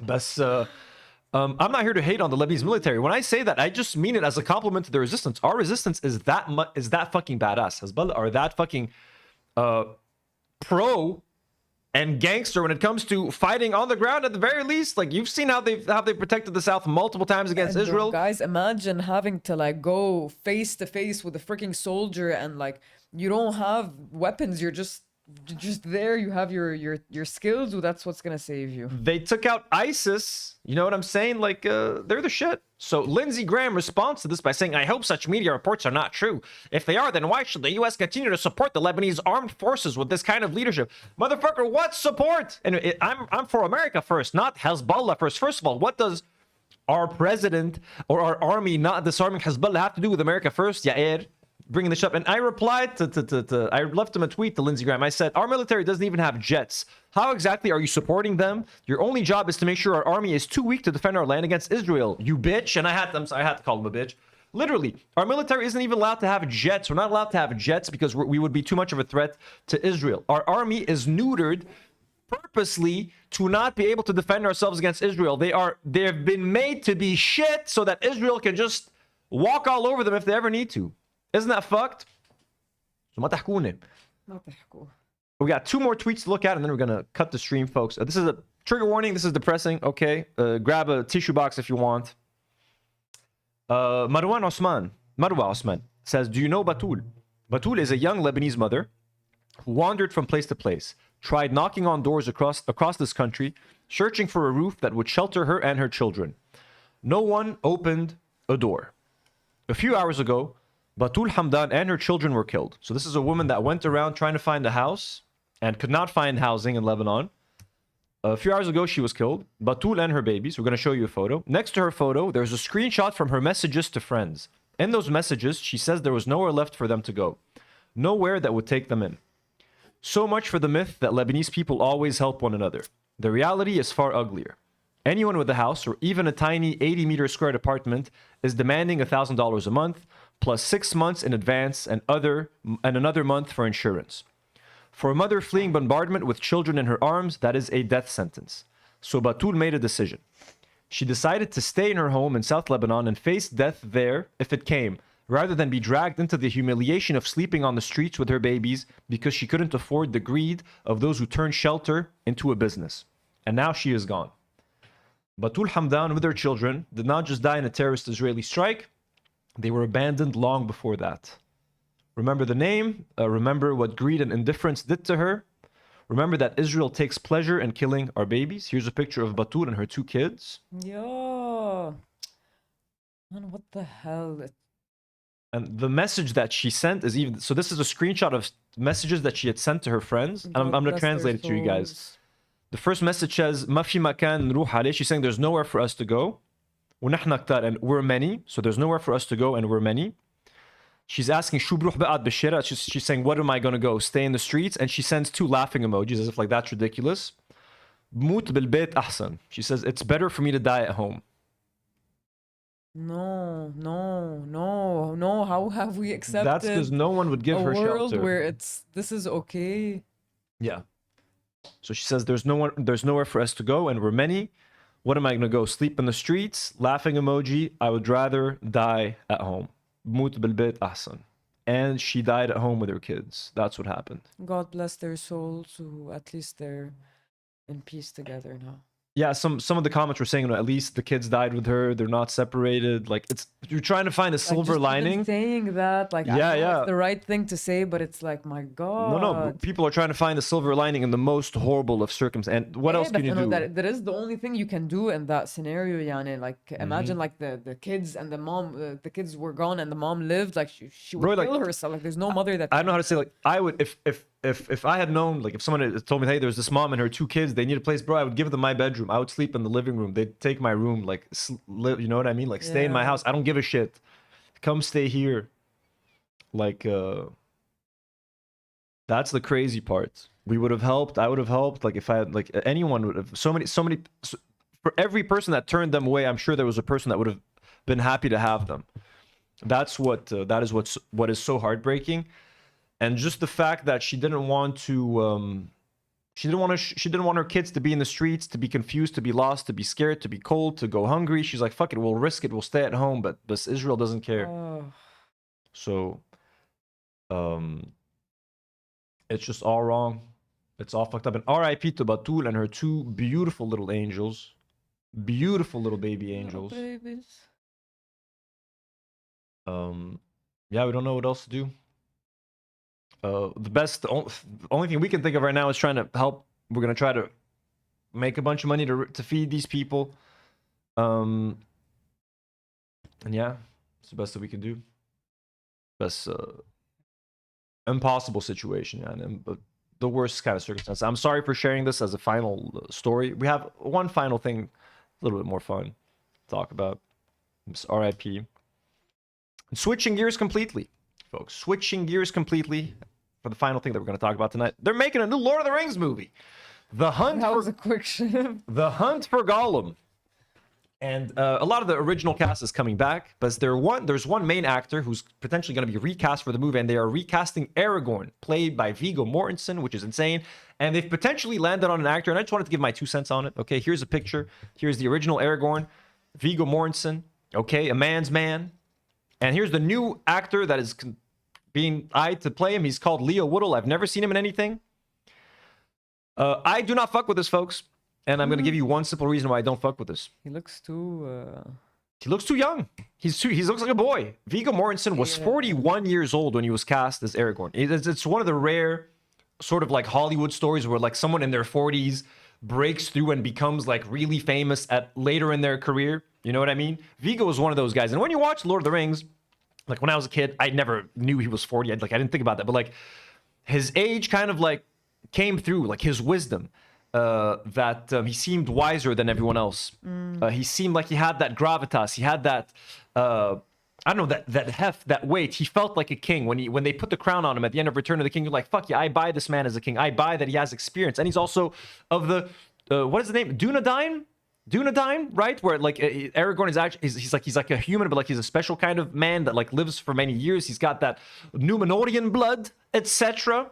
So I'm sorry, this dude is 20. I looked up this guy's age. He's 29 years old. I'm sorry. Like if we're gonna recapture the magic of Aragorn, who so effortlessly, without even saying anything, just gave off this charisma, gave off this sense of being a fucking badass, and he's also like a soft-spoken man. Like you'd think he's got this beard, he's got the hair, the sword, he's gonna sound like really gruff and shit. Like no, when he talks, he's very like Nadim. He's very soft-spoken. He's got that tenderness. And again, this goes like, and I'm starting to think like as a kid, what a positive male role model to have as a young child. Like this strong, powerful, confident, like king, you know, descendant of a king who's also tender and who could be emotional and who can be there for you and who could be a guide for Frodo and be the safety. So I don't know. I think you got to dig deep, and you got to find someone who's a little bit older, someone who looks the part, someone I would feel safe in this man's arms. I do not feel safe in Leo, and I should not feel, folks. I should be making them feel safe in my arms, of course, my big, long, manly arms. But I mean, if I were a little hobbit, I would feel much safer in Aragorn's arms than I would. And this little man, this is not Aragorn. He looks more like Samwise Gamgee. Make him play a young Sam. He does actually look like. He literally looks like Sam. Yeah, I see it in the eyes and the nose and the mouth. He looks a lot like Sam. He does look like a young Sam. This guy looks a lot like Sam. I'm sorry. Like, bring him. Their casting director sucks. If they could not see that. Sarah's asking, am I a fan of Super Mario? No, Sarah, not really. I like Mario. I used to like the Mario games, but like I was never obsessed with them. Mario was never such a huge part of my childhood. But Demi and I watched the trailer for that new Mario movie. We thought it looked cute. You know, the graphics, the effects, like the animation looks kind of cute, colorful and stuff. Kate from Canada says, Anthony understands Lord of the Rings on a spiritual level. Of course. Of course. This is, I don't know. This is making me upset. And it's not confirmed yet, so I could be panicking for nothing. But, like, Aragorn is a very, like, to me, look, they wouldn't make this movie to begin with. No one wants to see a Hunt for Gollum movie. No offense. Like, Gollum is a great character in doses. If we're going to have Gollum running around for, like, 2 hours, and I've read that they might make it a trilogy, like, please no. Please no. So I'm already like weary. Like sucking out money from the industry and it, like, do something nice. I'm already weary about the whole thing. I don't trust it that much. But they're bringing back Elijah Wood. He's coming back as Frodo. They're bringing back Sir Ian McKellen as Gandalf. You know what I mean? Good. I hope it's just minor roles. But Aragorn is like the fucking king, bro. He is the return of the king. He is the king of man. He is the fucking man. Like, you're gonna recast, like, so you're gonna recast him. That's already. And I get it. Viggo Mortensen is too old to come back. He doesn't want to be de-aged. I get it. Okay, he's in his 60s now. He doesn't have to. He chose to not be. Yeah, he's too old. He said, I'm in my 60s. Like, I'm not going to be. And in this movie, Aragorn is supposed to be younger. Like, this is a prequel to The Lord of the Rings. So it's just not going to work visually. And if they're going to do a lot of, like, VFX work to make him look younger, that's going to be distracting. But, like, this is not the guy. I'm sorry. And it's not easy. Like, this is an impossible task. Like, how do you recast Aragorn? It's not easy. And there's probably like a list of like 4 people that would be right for the role, I'm sure. So I'm not saying that I even have any name. I don't have anyone else in mind because to me, they should not do this. Don't recast Aragorn. Like, that's it. It's done. You don't. What if you had the chance to play him, babe? Me? I mean, if I had the chance to play him, of course. I already have the sword. Then but you'd approve? I don't know. Because to me, the fact that they're going to recast him, but not recast anyone else, like, that's also distracting. Like, we're going to have the same Frodo, the same Gandalf, the same everyone. They should at least do like 3 characters recast, so that's like recast everybody. But that's even worse. Like, you know, just don't make this movie. Just don't make it. Don't make it. Like, you don't have to. You really don't have to. And stop making that Amazon series as well. Just stop making those. Just stop it at 2 seasons. That's bad. You've bled the industry dry, guys. It's not. Yeah, Baltar says it's a task that shouldn't be done. There's no reason for this film. Kate from Canada says Viggo doesn't look like Aragorn when he is blonde and doesn't have the beard. I agree, but this guy looks like Sam. Can he even grow a black beard? This guy's blonde. Can he even grow a beard? Can he even grow the king's beard? Now, look, if I try, like, look, the director of this film is Andy Serkis, who obviously plays Gollum. He worked as a second unit director on the Hobbit films. He's been involved with Lord of the Rings since they made the first trilogy. So if I trust anyone with this film, I trust Andy Serkis, but I'm just weary because he's too in love with Gollum. He doesn't see Gollum the way we see Gollum. Like, they made a video game about Gollum. That thing fucking flopped. The Smeagol video game? No one fucking liked that. Like, a whole movie about Smeagol? Come on, like, how many, like, what? What? And, like, I don't know much about the Hunt for Gollum. I don't know. Like, I'm still in the process of reading The Fellowship of the Ring, or not listening to the audiobook read by Andy Serkis, ironically enough. So I don't know all the details about the Hunt for Gollum. I know it takes place, like, it took place over 16 years in the book, so it's a long period of time. Still, you do not. Aragorn worked because he was a fucking 41-year-old man playing a king. You don't bring a 29-year-old boy. Okay, you don't bring. I'm older than this fucker, man. I'm older than this guy. He's 29. Okay, I'll play Aragorn. My last name sounds almost. Anthony Sargon. By the way, Anthony Sargon. I can make it into Sargon. I have a king. I have a sword. I have a king. Give it to my great grandfather by Haile Selassie. an emperor. An emperor trumps a king كمان. So I'm technically that's an emperor's king. Overqualified, babe. You're overqualified. Oh my god, did you read you need to read what Jay of the Dead said. You're a real one. Ah, Jay of the Dead. The question is, will they wear wigs? Have you ever worn wigs? And will you wear wigs? Jay, we watched that interview Recently. in full. Yeah, Demi and I sat there and watched the whole like 10-minute interview. Full thing. Yeah, it was so funny. And like the anticipation, I never realized how long the interview was, and it was just so funny getting to the point where he said that. We laughed at it like I laughed like as if it was the first time we ever saw that again. It was so He funny. just looks at me like, it's so funny. His laugh is innocent. But yeah, this is my Lord of the Rings tangent for the week. No to this casting, and nothing against this guy. I'm sure he's a fantastic, wonderful actor. He's a good-looking chap. Nothing wrong with him, but it's like there's something about Aragorn. There's something about Viggo Mortensen that no one else has. He has a quality. I really don't. And also, Viggo Mortensen, outside of this whole thing, what a fucking G. Like every chance he got, every interview he made to promote the movie, he would talk about humanitarian issues. He would talk about the war in Iraq and how it was wrong and how the U.S. was going after blood money. He would wear shirts like no blood money. Viggo Mortensen is a true artist. He doesn't have a TV in his home. He reads poetry every day. He's a very like he's a true soul. He's a pure soul.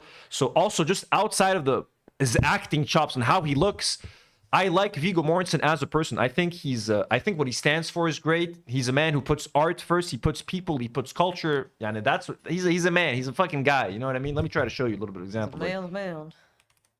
Viggo Mortensen, oil. Will you wear wigs? Smarto guys, read poetry every day. Mortensen. That's what's gonna get you women. Interview. That's Dr. Octopus's advice for Peter Parker. And Spider-Man 2. It's very you want to get a woman to fall in love with you? Based advice. Read a poetry. Yeah, and then he tries to read poetry. She's like, "What are you doing? Shut up." Yeah. Anyways. And that's when you get an airhead. Look at this. This is Viggo Mortensen on the War on Terror and the Lord of the Rings, The Two Towers. They're like, "Please, would you talk about the movie?" No, let me talk about the War on Terror. And like, look, he's wearing no more blood for oil. Like, that's fucking, I'm sorry, that's gangster. Not a lot of fucking celebrities do that in Hollywood. No one takes the fucking stand. Look at that jawline, man. Look at that fucking jawline. Where's this other guy? I'm sorry. No. Hey, the Muffy. He's got, look at that round little jaw. Yeah, I want. Look at this jawline. Yeah, no. People in Hollywood spend money. They get what is called buccal fat. Yeah, buccal fat removed. Look at him. Look at that natural buccal fat removing in his cheek. That I would do justice. You know, you don't want to let people down who are passionate. Okay, Kate, I'm reading for Jim's poetry books are stuck at the airport. I am waiting to get them, and I will read Demi the most beautiful poems when I get Jim's poems.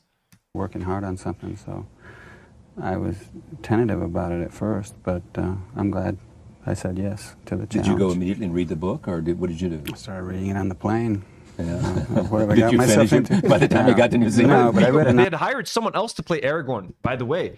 And then while filming for the first like 2 to 3 weeks, Peter Jackson and everyone else was like, this guy's not doing it. They had to like hire Viggo Mortensen at the last second to come in and replace the other actor. Like, this isn't a role that anyone could just play. Like, even Viggo, he came in at the last second and like fucking saved this movie, okay? Like, he was meant for this role.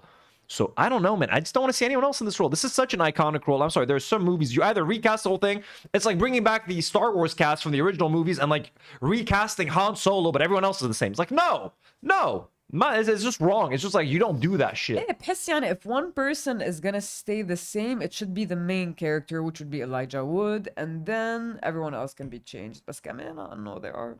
Elab is saying Viggo is mogging. He's mogging the shit out of everybody. Viggo's a mogger.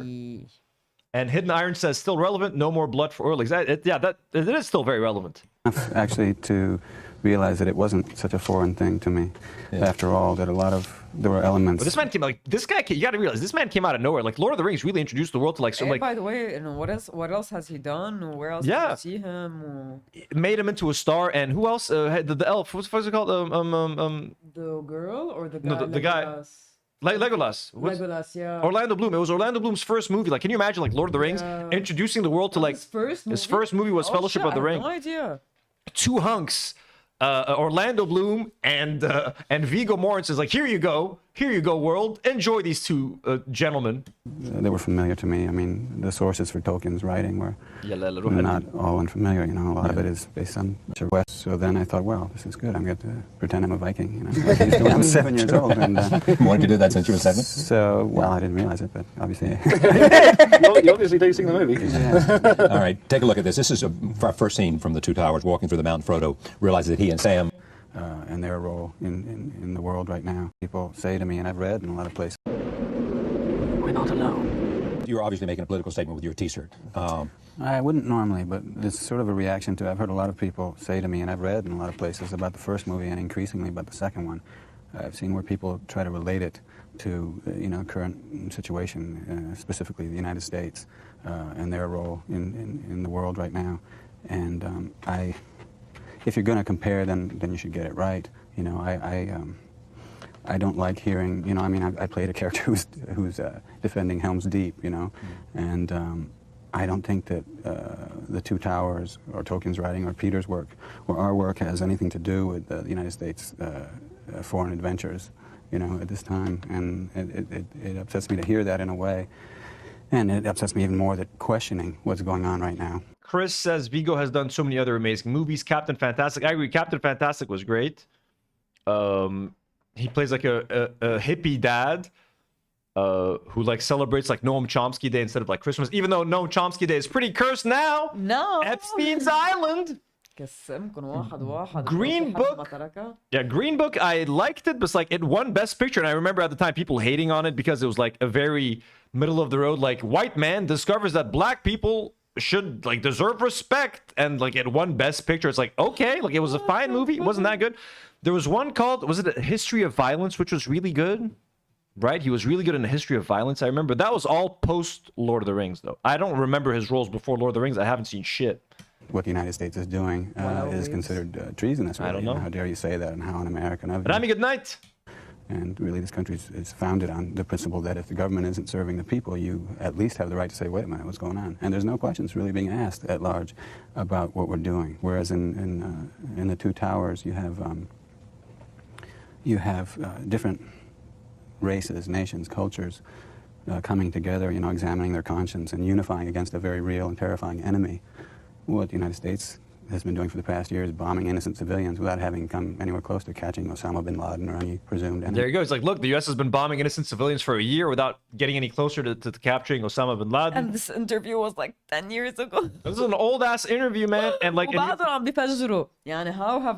the world not seen that? Well, I love it when they cut to Peter Jackson and Elijah Wood. They like look so uncomfortable. Like they just want to talk about the fucking movie. Like there's like, oh yeah, we adapted this part of the book and then we had to cut that part out and condense this chapter into this chapter. And then he's like, yeah, war and U.S. and Iraq. And the guys like, they're like, oh, fuck. Fucking G, that's why. And as a distraction, we're now. Hey, you can't. I'm sorry, you can't replace this guy. Like all of this subconsciously, like I mean, this is right. Like his persona, his beliefs. This all subconsciously fed into Aragorn, whether we knew it, we knew it or not, as viewers, whether he knew it or not. He was honorable. Whether the director, very true. Yeah, those are qualities that shone through, whether you know it or not, whether he was doing it intentionally as an actor or not.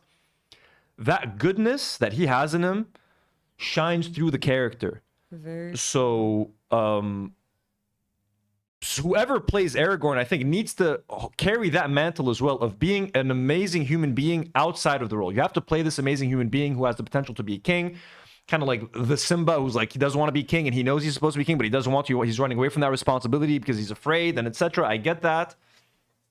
But so you also have to be kind of like when they cast an actor to be Superman, or like any superhero, you understand that like, okay, if I'm going to portray this superhero character on film, I need to kind of become superheroic off screen. I need to visit hospitals and inspire sick children. I need to become that character. Like if I were ever cast as Spider-Man, I would take that responsibility very seriously. Like, okay, I'm Spider-Man. All these kids are watching me be Spider-Man. That means off cam, when I'm in my normal life, in my everyday life, I need to carry the honor of Spider-Man and the example that he sets in my everyday life. You know what I'm saying? Even like another example, when they cast Jim Caviezel as Jesus in Passion of the Christ, he refused to ever do movies after that had like sex scenes. He's like, I can't, after portraying Jesus it's I weird can't for me. do that. It's weird for me to be in a movie, like having sex with someone. So like he started to choose it, and again he does a lot of like weird right winger movies and stuff. He's kind of a racist apparently with stuff like that. I don't know, but it's like he was like, if people see me as Jesus on screen, it's gonna be weird for me to go and like do a sex scene. I understand and I respect that, to be honest with you guys. It's what's weird. It becomes difficult to believe, by the way. That's why lately I've been really liking like watching movies where you don't really know who the actor is, because once you see an actor in so many roles, بتصير خلاص ما إنه I know you, but like in comedy, it's difficult to see you in drama or like whatever, something like that. Yeah. Irene, have a good night. Thank you so much for being here. Irene just sends a $5 donut before go. Irene, why are you doing that? Just go. What's up? Thank you so much, Irene. That's so kind. That's so generous. Very sweet of you, Irene. Thank you so much. Have a good night. And Haley, we're still live. We're almost done. I was just going to talk about this for 2 minutes, but I'm having a little Viggo Mortensen fangirling moment. Apparently, it's a given. We're hell-bent on increasing the bombing that's been going on for the past 11 years in Iraq.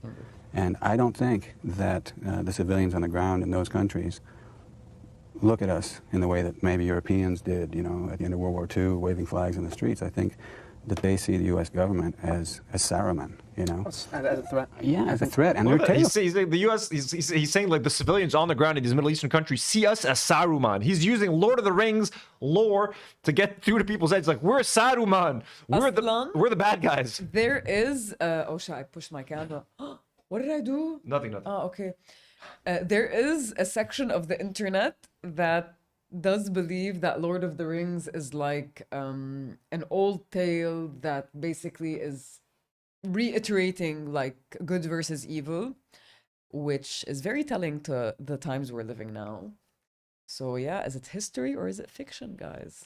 Yeah. Is it both? بس كمان there is like يعني like a duty from actors, because you're in like so much, you know, like limelight, and you have so much influence, like to be talking about these things. So he did take his role pretty seriously, you know, to talk about things that he had the power to change. And I hate it when people tell actors like, don't shut up, just act, don't talk about politics. It's like, no, man, let them use their platform. Exactly. If they have people that listen to them and follow them, let them use their platform any way they want. Look how uncomfortable Elijah Wood is. He's like, oh fuck. He's like, oh shit, we're getting into the real stuff. As Saruman, you know? As a threat? Yeah, as a threat. And they're terrified and have been for a long time. And we are not the good guys, unfortunately, in this case. And even though right after 9/11 there was an extraordinary amount of public support for the United States to do something. I'm supportive of the United States. This fucking guy's trying to defend, like, but even though there was after 9/11 there was tremendous support for the United States, like, why are you defending the government? By the way, right after 9/11 there was an extraordinary amount of public support for the United States to do something. I'm supportive of the United States. I'm an American, and I have nothing against patriotism, but if one is going to compare, then the comparison is quite the opposite of what's let me just being make sure made. the comparison, only because you and I asked you about the T-shirt at the beginning, and you said you made it yourself. Yeah. You know, the idea. Yeah, he made the T-shirt himself, by the way, too. He didn't buy this. He fucking grabbed a pen and he drew on it. Oh, that's so honorable, honestly. Yeah, nice. ولو نحن my idols were يعني, but Viggo Mortensen, again, you do not bring this boy to play this man. This boy cannot be this man. Let's look. What's this guy done? Leo Woodall. Let's see him. You should help them cast, babe. You should help them cast. I wouldn't even know who to suggest. Honestly, I would not know who to suggest. I would not want. Casting is sometimes the people do like what's it called, street casting. And I feel like for a role like this, that has to be street cast. Because you're gonna just, when you meet the person and you talk to them, you go with the looks, you refine it with the looks. After you refine it with the looks, when you feel like the way that they talk, khalas, that's it. Here he is on Lad Bible trying snacks. No. For me, oh my gosh, what would beat an Oreo Lad Bible is a chocolate hobnob.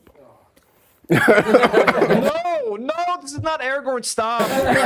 Why are you Gen Z-ing it? Stop. Why are you Gen Z-ifying it? I couldn't hear it. There was a big. This is not. I'm sorry, guys. There's nothing wrong with him. He's not Aragorn. He could be a million other characters. Mish Aragorn. Zero. White Lotus, someone saying. Which season? We've seen them all. The one in Italy as the bad boy. Oh my god. I think I remember that one. Yeah, but no. Seeing him in motion is even worse. That picture doesn't more credit than this. Hi, I'm Leo Woodall, and this is Snack Wars for Lad Bible. No, man, no. He's a little. He needs to lose a bit of weight here to be Aragorn. Bruh. He does not look like him. Oh. Now it gets interesting.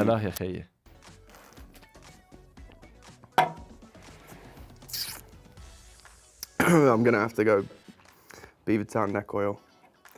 I mean, it's what I to be fair, I've never had that, so this probably is biased, but the second I saw. Yeah, no one's fucking with this. Everyone in the Lemon Mint Cat says, Anthony, this is so millennial, but I love it. What, me loving Lord of the Rings? Oh my god. The beaver. Jess Polito says, we are millennials. Jess says, someone mentioned this in another stream, but it makes me extra sad that Anthony and Demi just want to have fun and be silly and goofy.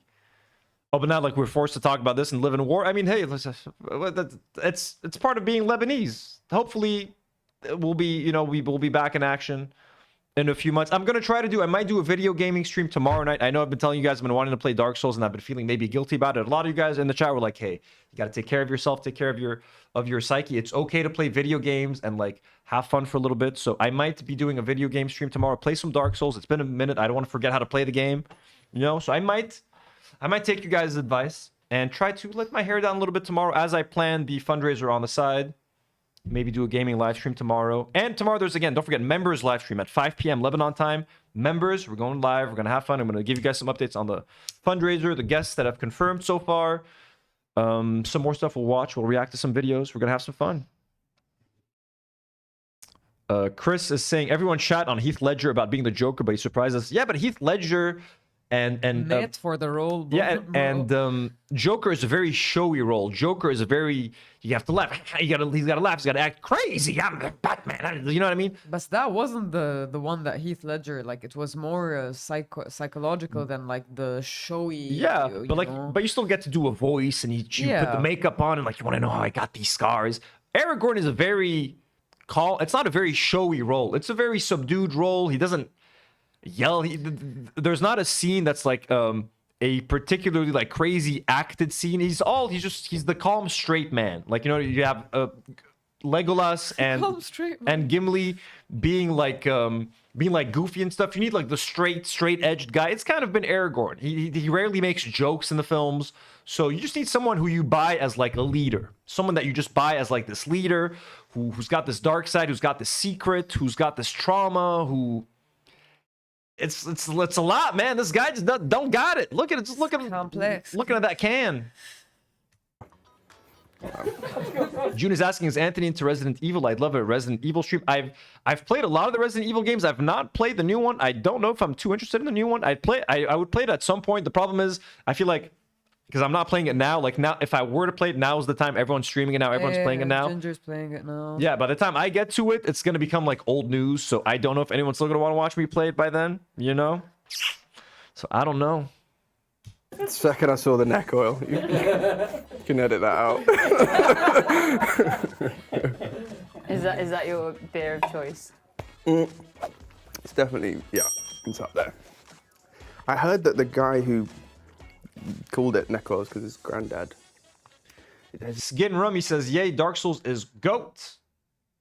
Okami Space Invader is also asking if I would play the new Resident Evil game. Look, maybe I'll do a poll on the gaming channel. If enough people want to watch me play Resident Evil and you guys don't think it's like too late, maybe I could try looking into it. His nickname for beer was... Oh, Sashi says, look at Vigo's son, Henry. He's made for Lord of the Rings. Let's see. Henry Mortensen, I guess, right? Oh, no. No offense, guys. No offense, but fucking no. Show us. No, this man ain't Aragorn. He might be Aragorn's son. He could be for Lord of the Rings, but he's not made to be Aragorn. I don't know if that's what the suggestion was. I cannot see that close enough. Yeah, look at this. That's the guy, the tall guy. No, he could be someone. He could be like a Rohirrim. He could be in part of the Rohan army. He could serve King Theoden. He needs to be more distinguished. Good night, Sarah. I don't know. He looks a bit goofy. He looks a bit goofy to be Aragorn. Haley D sends a generous $5. Thank you so much, Haley, for the $5 dono. It says, "Oh, I know, Jared Leto." And no, come on, Haley, don't say that. That's so cursed. Huh? Oh, maybe you think about that. An up-and-coming, great talent with not terrible acting at all. Why would you even say that, Haley? Why would you even put that in the ether? Richard Madden? Wait, who's Richard Madden again? Oh, Richard Madden. Ooh, Richard Madden. The king in the north. The king in the north. Yeah, that's a good option, actually. Richard Madden. Fuck yeah, I could buy Richard Madden. Rob Stark. Richard Madden. He might be a bit too short. Richard Madden. Maybe he's that. Could that be the problem?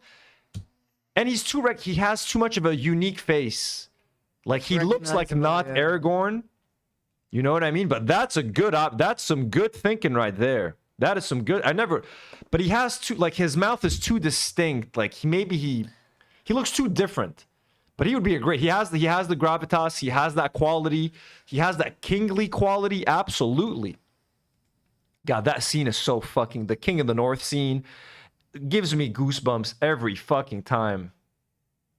June is saying he's kind of old. No, but that's the thing, June. That's what I'm saying. They need to be old because, again, Viggo was 41 when he was cast as Aragorn. Richard Madden age. How old is he? He's 39. That's perfect. That's fucking perfect, actually. In terms of age, that's what we need. So, June, no, he's not too old. He is not too old. Dizzle, what a good recommendation. Dizzle, really good recommendation. He's got the age. He's 39. That's the perfect age. Dizzle is saying Aaron Taylor Johnson, yes, but he doesn't have the acting chops, in my opinion. He's like too... No, he's not Aragorn. I like Aaron Taylor Johnson, but I don't see him as Aragorn, but that's not a bad choice. But better than everyone... Dizzle, they should hire you as a casting director. All these options are better than the guy that we're looking at now. But again, too recognizable, I would say. Like, because when I saw Viggo, I didn't know who the fuck he was. Like, in my opinion, you need to kind of get someone unknown. Someone who can just disappear into the role. Because, again, Orlando Bloom was new. Elijah, we had seen him as, like, a child actor and stuff. This was, like, the first time I had seen him, like, in a role like that.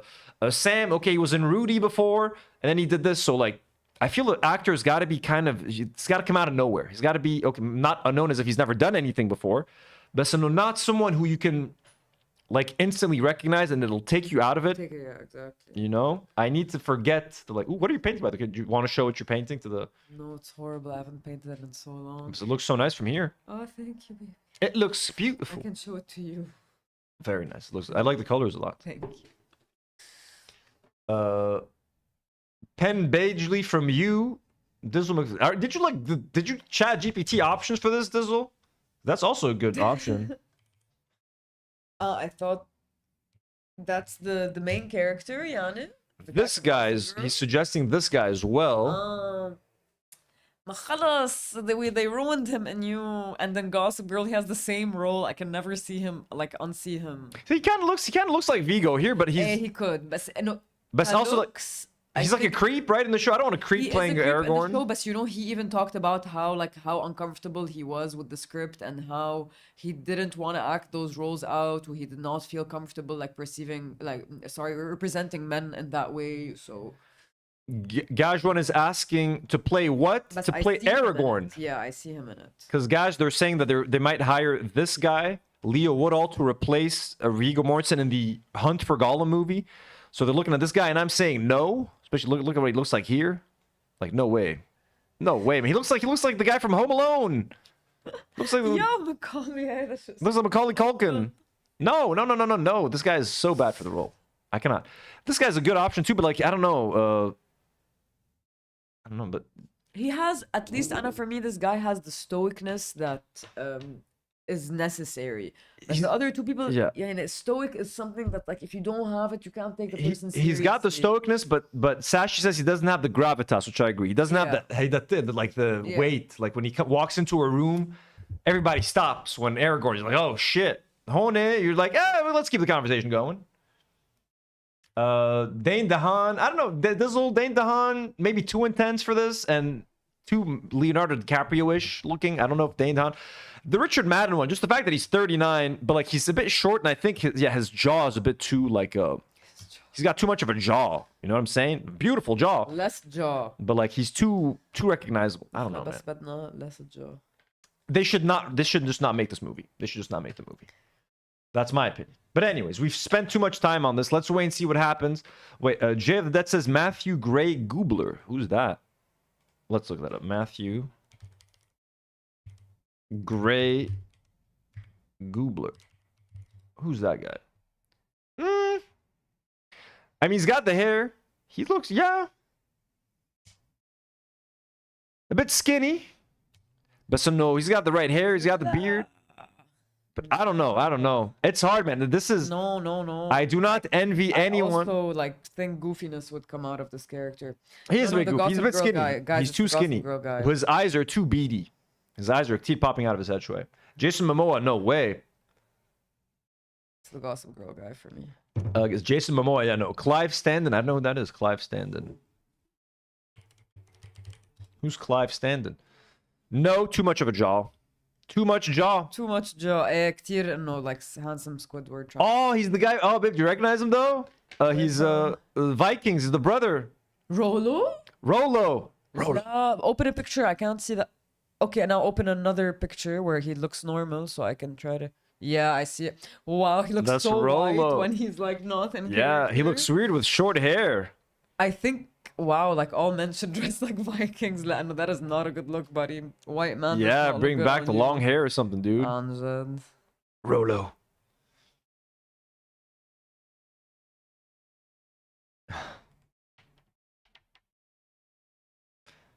Elap says, I don't know half of these men. Same here. Chris Evans, no. Timothy Chalamet, no. I know. Why would you even suggest that, guys? They said I'm joking. Kid Harington, no, too recognizable. Guys, it's an impossible task. I think the closest one to get me going like maybe has been Richard Madden. Even though he doesn't look like him at all, but has the age and he has the gravitas. Like I would buy him as the king. No, king in the North. The king in the North. Yeah, no, Chris Evans is too Captain America. It's a hard one, guys. And if they end up going with Leo Woodall, I'm boycotting this fucking movie. I'm kidding. I'll watch it, of course. This one says Lee Jong-suk. We can't have no Asians doing this. Okay. Lee Jong, unfortunately, you're gonna drive the right-wing internet. I mean, look, it's got to be consistent with the movie. But let's see. Lee Jong-suk is, yeah, no. Babe, should he be Aragorn? Doesn't ethnicity have to be kept in mind? Even if ethnicity, even if we could go with an Asian, racism. You can't like just completely change the ethnicity of a character and then be like, oh yeah, it's supposed to be believable. Yeah, no, it's especially movie to movie. But he looks. I mean, if we were gonna get an Asian actor, it has to be the guy who plays like Scorpion or something. What's his name? In the new Mortal Kombat movies, and I'm not sure. He's in the Shogun series. Fuck, what's his name? He's a fucking legend. I'm not curious. Anyways, folks. Oh, Jess says, I have Robert Pattinson, Dane DeHaan, Chalamet, Fatigue. They're in everything. That is true. Thank you. Kate says Ben Affleck. Okay, that's enough suggestions from you guys. Enough suggestions. Ben Affleck is the last one I'm going to hear. Thank you. But thank you for indulging me in this 30-minute conversation. Yeah. I thought I was going to do 2 minutes of this, but it's like, you know, I need to talk. I need to get this off my chest, guys, okay? Or else I would have gotten the bane of it. She would have had to listen to me for 40 minutes. Everyone, thank you so much for being here. Thank you so much for all the generous support. I very much appreciate you all. Very much thank you all to everybody who gifted lovely memberships, who sent in a super chat. We love and appreciate you. Members, tomorrow, members live stream at 5 p.m. Lebanon time. That is 10 a.m. Eastern, or maybe... No, you guys have... Did you guys do... Daylight savings there. So what time is this Eastern daylight savings? Let's see. Time in DC... It's 5:52 there. What does that mean? So it's 6 hours behind. Yeah, you guys are 6 hours. So there's daylight savings. So 6 hours behind. So 5 p.m. Lebanon time. That means 4, 3, 2, 1, 12, 11. That means 11 a.m. U.S. time tomorrow. Eastern. So see you guys at 11 tomorrow. 11 Eastern. 11 Eastern. Sashi says, Kate, you're going to get timed out with these suggestions. Worse, we're ending the stream because of Ben Affleck. That's where we draw the line. We appreciate you guys. Thank you so much for all the help, for all the support. We love and appreciate you all. I'll see you tomorrow night for most likely a gaming stream. I think I need a break from the news a little bit, unless something really big happens tomorrow that I have to talk about. It's good for me to disconnect a little bit while I'm not, there's never fully disconnecting. We're always looking at the news and always following up. So no, we have to take care of our mental health and Yes. our own private lives. So tomorrow, hopefully some gaming and a member stream.